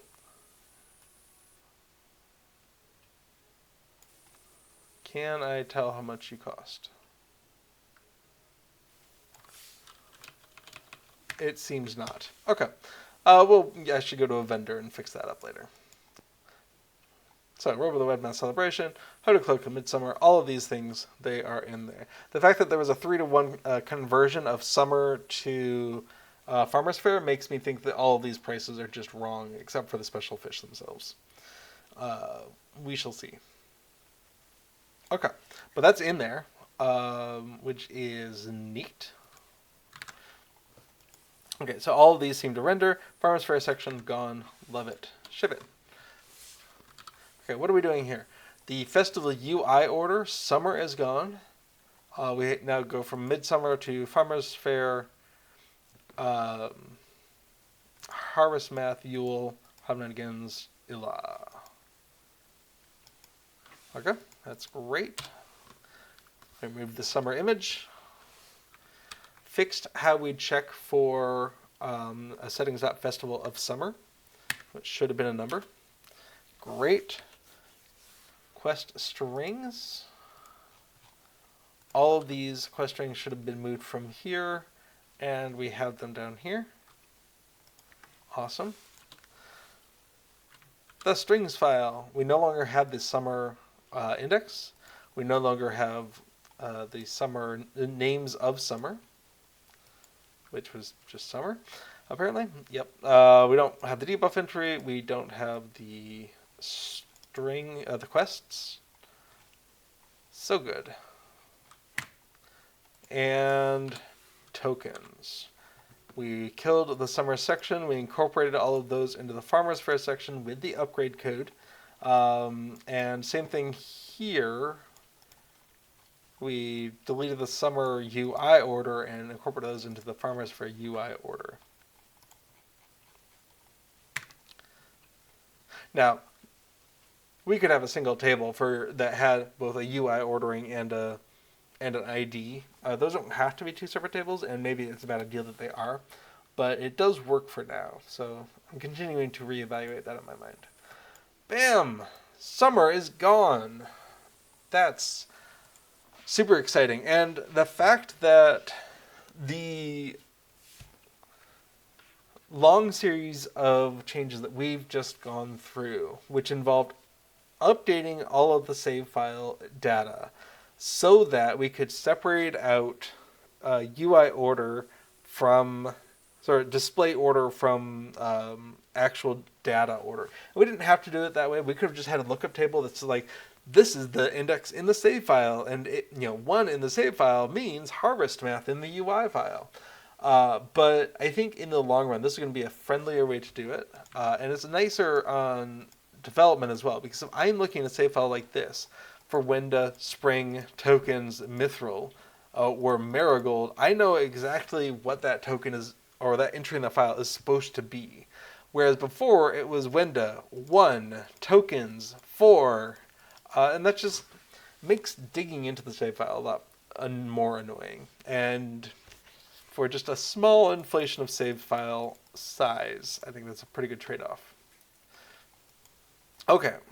Well, with all those changes, that was actually a single commit, which removed summer, and that finishes off that goal. Spring is starting tomorrow. I thought it was going to happen today, so I thought we were going to work on some spring stuff.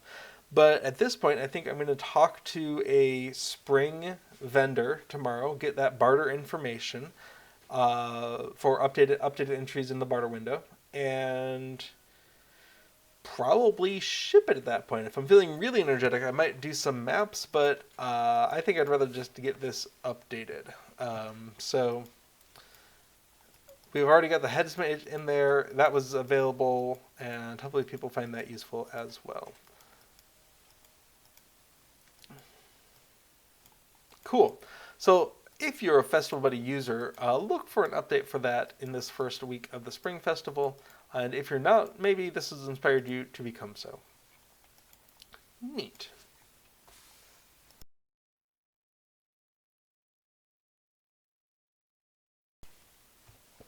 Okay, so we have talked about epic battles and done some epic battles here on stream, and we've been doing some finalization of the removal of Summer from Festival Buddy now that Summer and Farmers Faire are merged into a single entity.